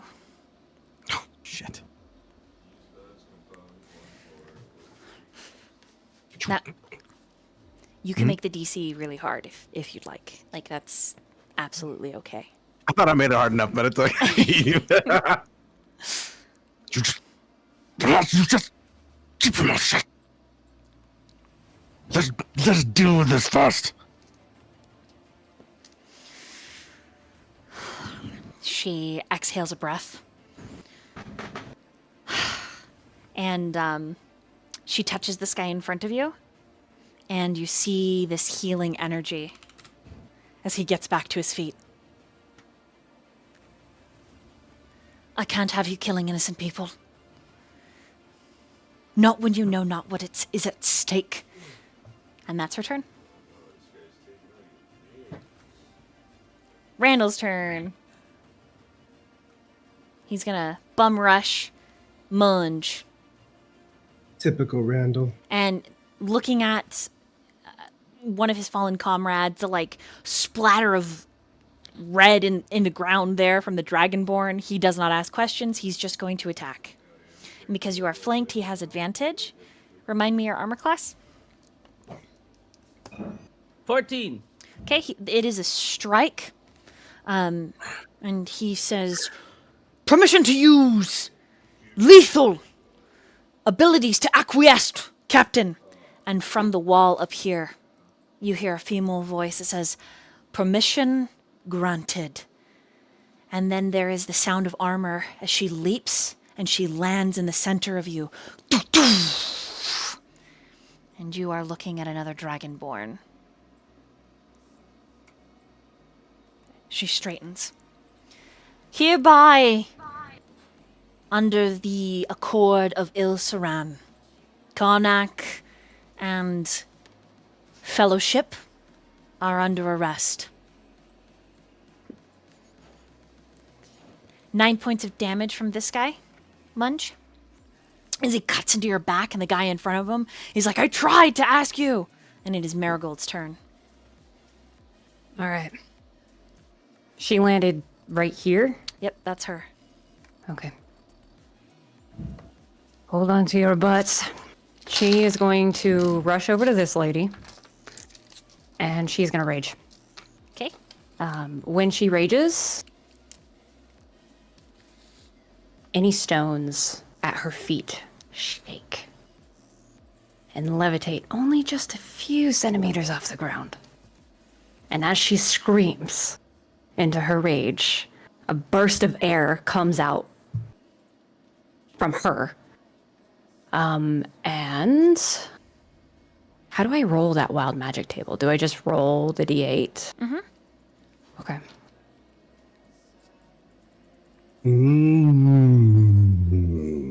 So 4 on that table. Sorry, I'm trying to pull that up, if it'll show me.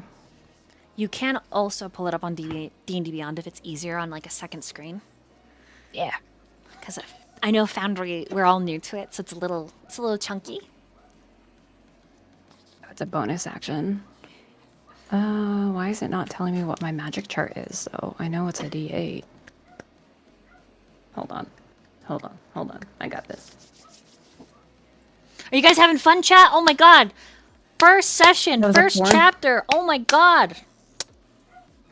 Magic infuses one weapon of your choice that you are holding. Until your rage ends, the weapon's damage type changes to force, and it gains the light and thrown properties, with a normal range of 20 feet and a long range of 60 feet. If the weapon leaves your hand, the weapon reappears in your hand at the end of your current turn.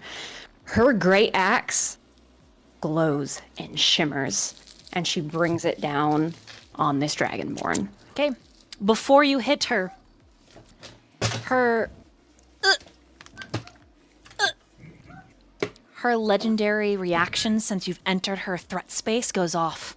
A flail made of fire drops down at the ground, and it hisses with steam as the snow immediately begins to melt. And she says, "You are not walking away with that fucking elf." And No, we'll be running. good comeback. She is going to strike to disarm you. So opposing athletics, as her flail is Okay. going to come towards your axe to throw it to the side.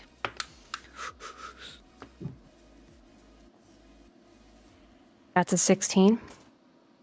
Okay, I'm gonna roll on Foundry. I know how to do this. Okay, wait. Oh, that's wrong.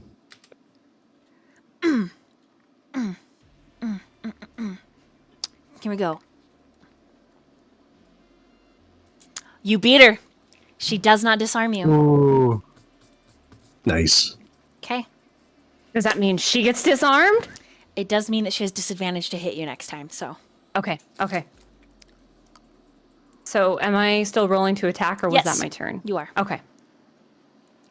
The flail, it, like, wraps around. She brings your weapon down, and then you cut. Okay. And you can bring it back up in an easy slice. Okay. That's 24 to hit. It's roll damage.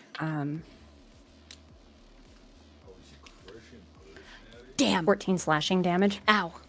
She is still up. Good to see you fight like a girl. Good to see you don't. That's so. Damn. Got him. Good damn! Okay. It is Karnak's turn, correct? Yep. Karnak.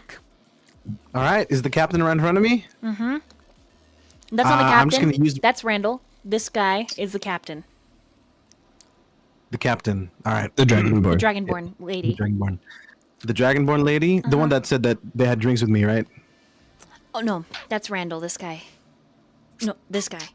Randall B That's a over there. 10. Okay. That's the guy that had drinks with you. Okay. That I want him pinging. All right.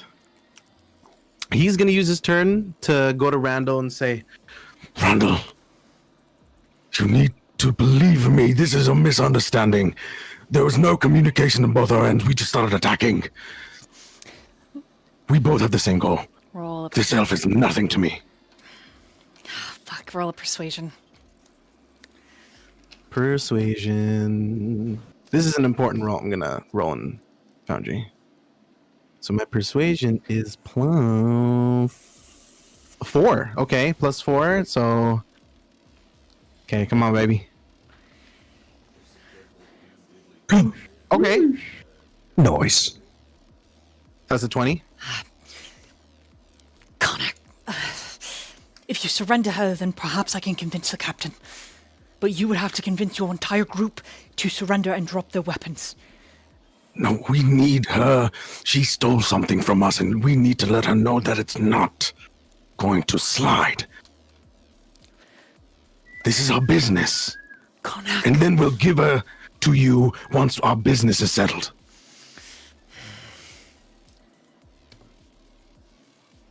he just... Fuck!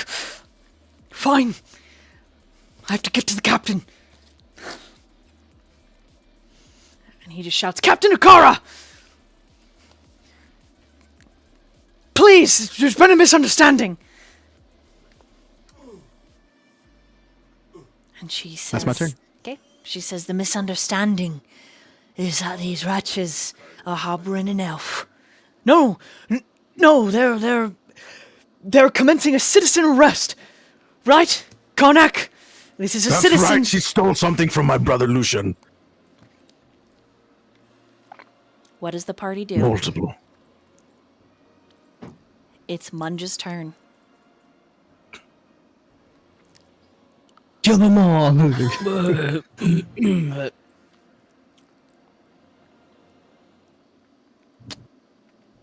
Yeah, Munge doesn't really know what to do in this moment because he is bleeding out of orifices that he didn't originally start this combat with, and so he is going to not contribute to the conversation, but instead cast Cure Wounds on himself at 2nd level.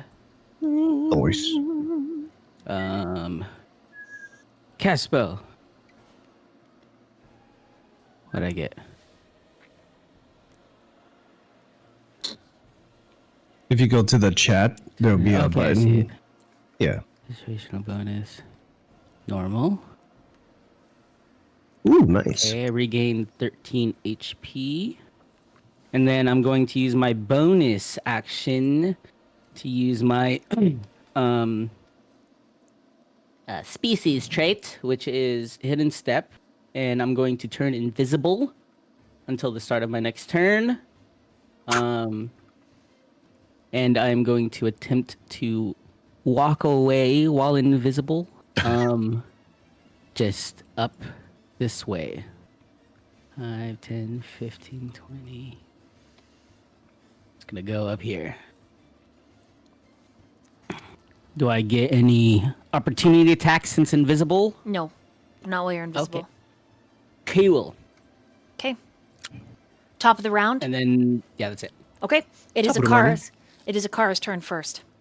And she lifts that flaming flail again. And Randall says, "Please!" And he shouts, "We survive together, or not at all." And the captain pauses. But she's still looking at Marigold, even as she speaks to Randall. "Then you are certain?" "Yes, Captain." She drops the flail down at her side, still holding onto the handle. "Men, lower your arms." And there is a tension that ripples through all of you. Brothers, relax.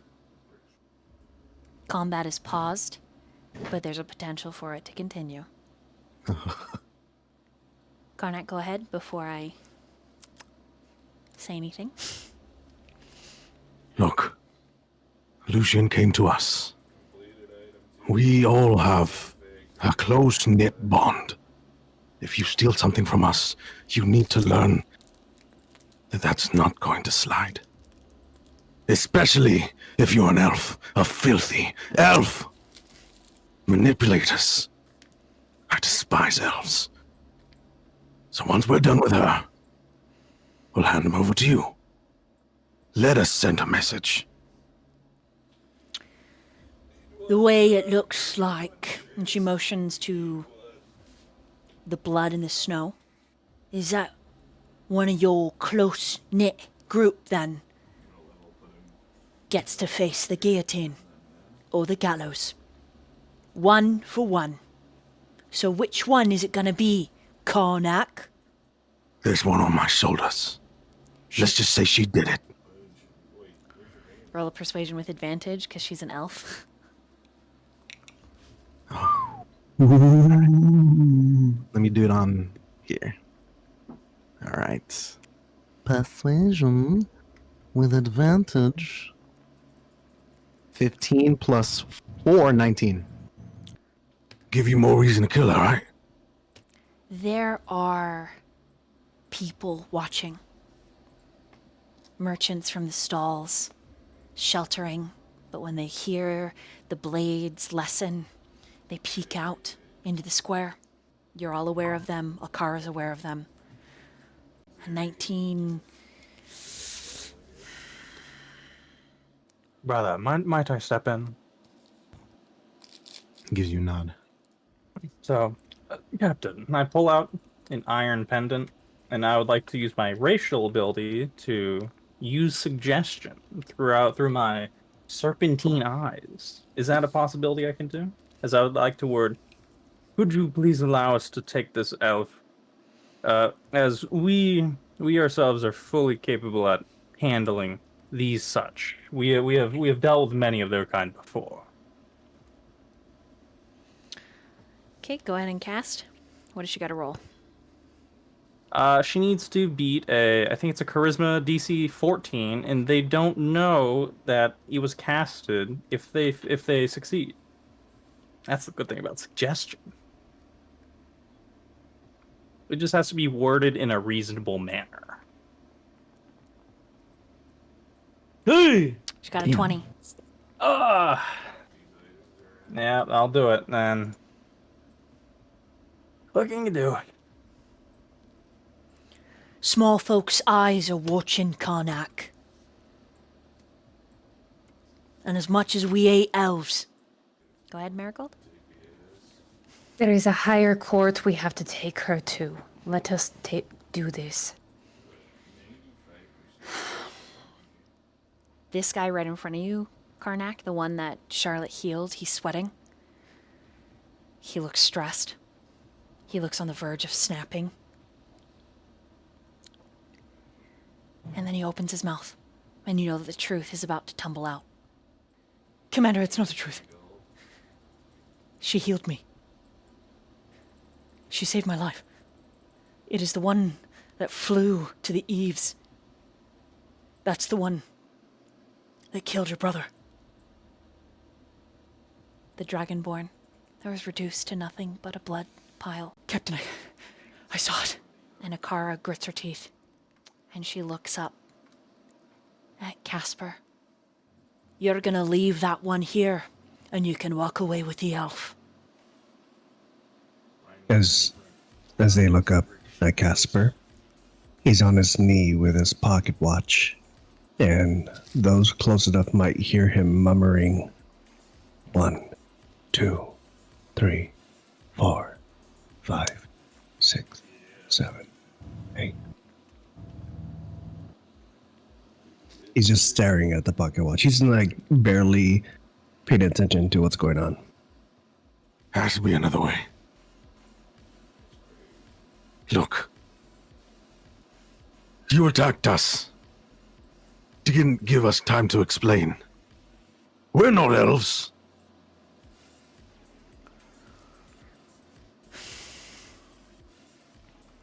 The guy in front of you, his conscience, you can tell it won't let him throw Charlotte to the wolves. And this whole time she's been quiet. And you can see that Akara is grappling with your incredible persuasion skills. And the fact that her brother died. But there's also an Ilsaran, death is not uncommon. And so in this descended moment where Akara is deciding exactly what to do, in your ear, very quiet so only you can hear Karnak, Charlotte says, I know how to save Tigum. You and I both know that he isn't dead. We know why you live here in Ilsaran. If you want to see him well, you'll let me go.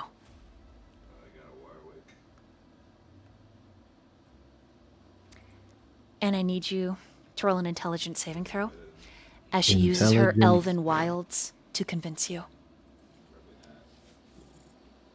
Okay.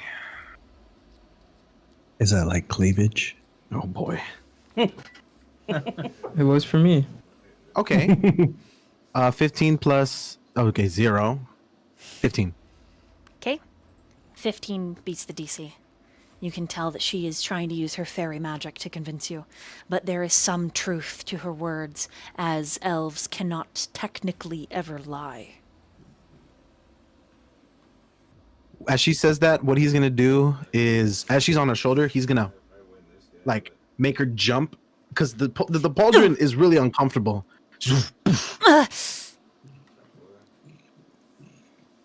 Look. What we can do after we finish our business. You can take me instead of Kasper. Let us finish what we need to do. I have your word, Karnak. You have my word. Men, let them go. You're going to be locked up for a long time, Karnak.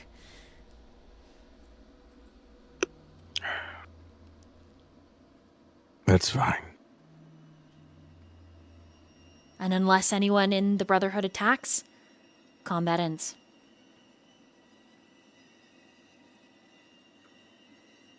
I cast Fireball. No.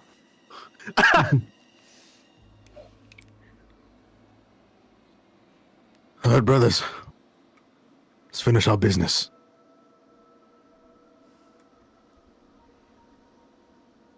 Kasper's still up there. 56, 57, 58, 59, 60. 1, 2. Marigold is actually going to go over to Kasper and see if they need help getting up.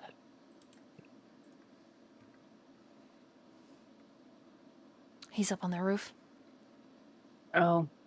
I didn't realize that was a roof. Yeah. Marigold still gets up there if she can. It's not hard to climb up. It won't let me up.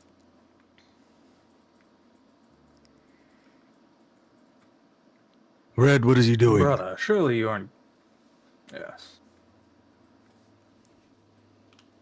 What was that, Zha'Vani? Way up there. Surely you aren't giving yourself up for this elf. Oh, absolutely not, Zhavi. I'm not stupid. I I lied. hope so. I always lie. Good to see your wit hasn't dulled.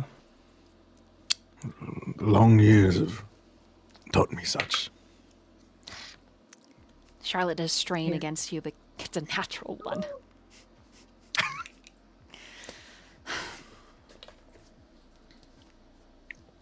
You had me worried there for a second, brother. You were actually gonna turn yourself in. Oh, no, not at all. You know we could have killed them all. We should have. Yeah, but the payout's too good. Also, off topic. Where the hell is Munch? Hold on. Munge pops out of invisibility next to the fire. He's just laying down on the ground, just munching on berries. I'm glad that's temporarily over with. Were you there the whole time? Not the whole time. You saw me getting stabbed and sticked a few times and had to get myself out of there. And now I'm here. Yes, I was eating meaning to berries. help you, but yes, there were far too many of those tedious gods. It's fine. You know me. Never wanted to put myself in trouble. Could I do something interesting? I would like to cast Detect Thoughts to see what this elven woman's surface thoughts are. You can certainly try.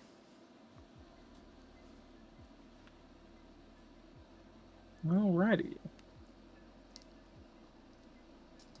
So I will just cast Detect Thoughts, and Surface Thoughts are given freely unless she has preventative precautions, unless I pry deeper. There's a song.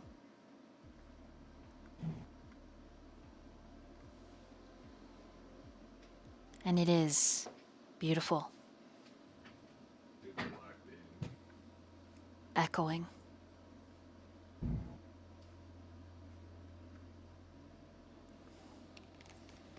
There's no words. Is this to a the familiar thoughts. song by chance? Roll history. Let's see here. I got 21. It's familiar. You've heard it once before. When the decision was made among you to shatter the mirror, to hide it away. I will recoil from the surface of this elven woman's mind as I put a hand over my head and start gasping, sweating out in shock. Who are you?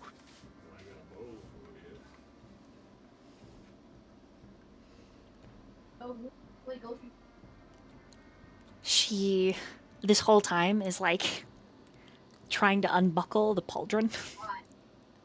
And so as attention is brought to her, she pauses because she hasn't rolled above a fucking 6 this whole time to get the pauldron off.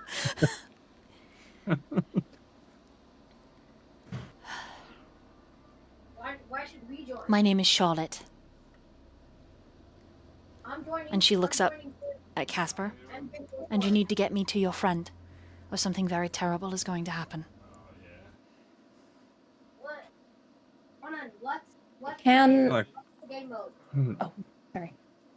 oh, continue.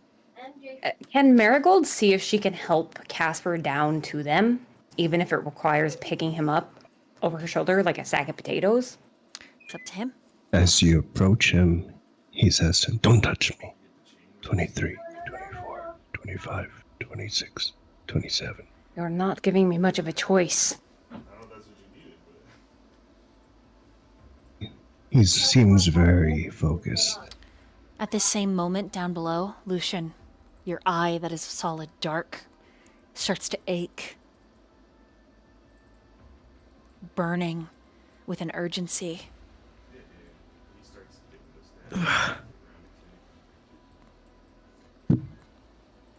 Karnak, a dark urge for no apparent reason rises in your chest. Action must be taken, but there is nothing to take action against besides this she-elf. Munge, you don't like to hurry, but the feeling of a caffeinated high surges from the base of your spine up your skull, and you find yourself straightening in the snow. A dark urge to eat and eat and eat, consuming. Your teeth ache with it.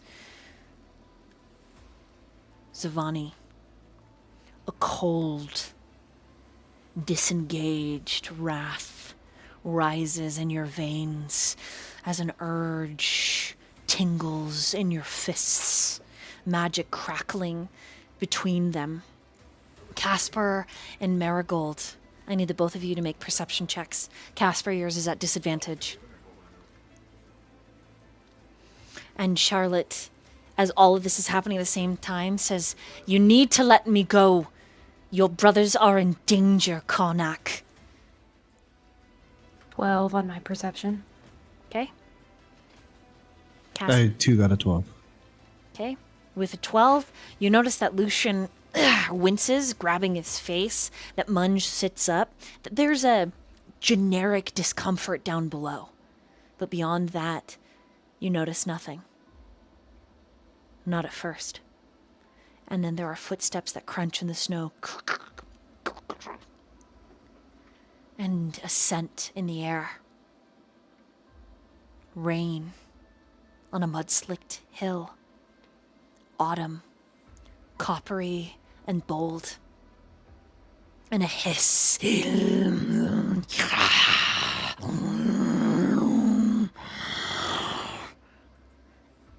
The creature seems but an echo. Neither here nor truly gone. A ghost as she steps out Oh, into the market square.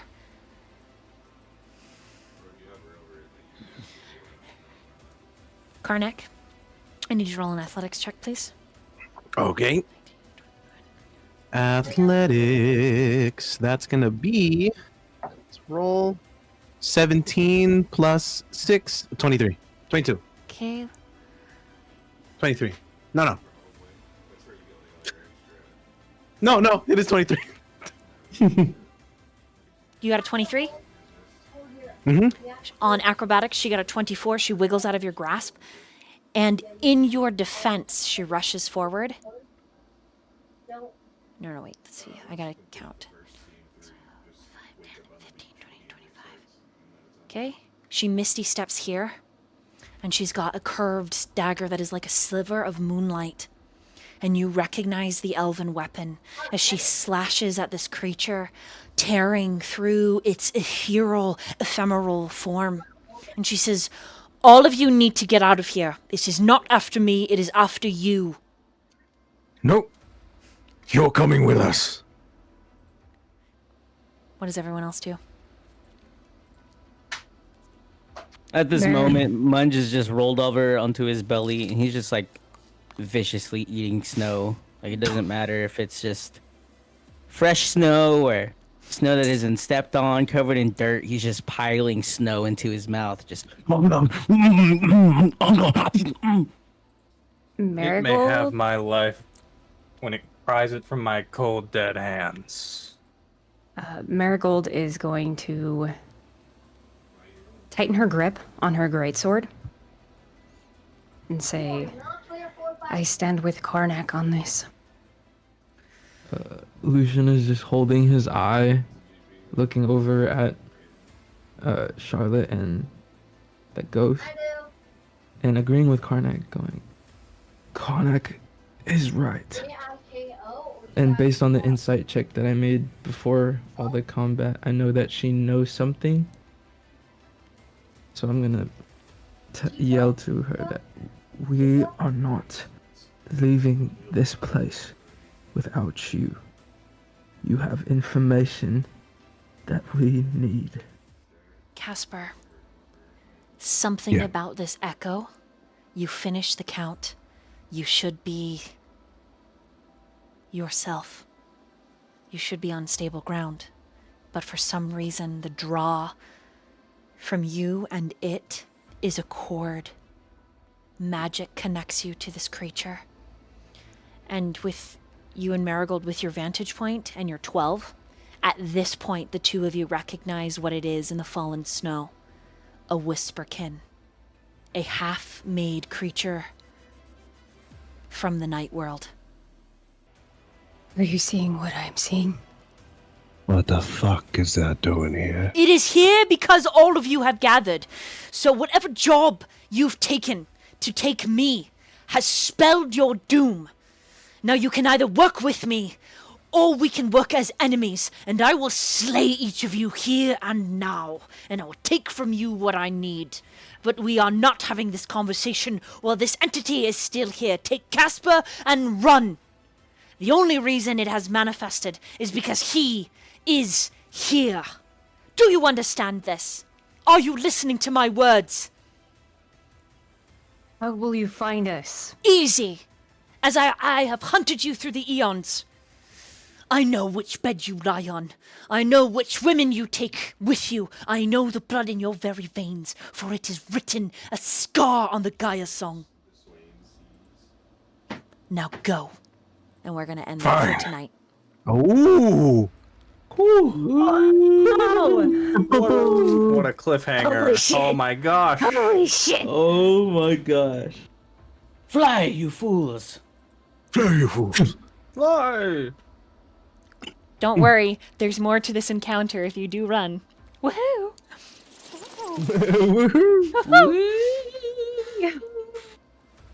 Bruh. Oh my goodness. Munge has brain freeze. Crazy. Yay! We did it, session 1.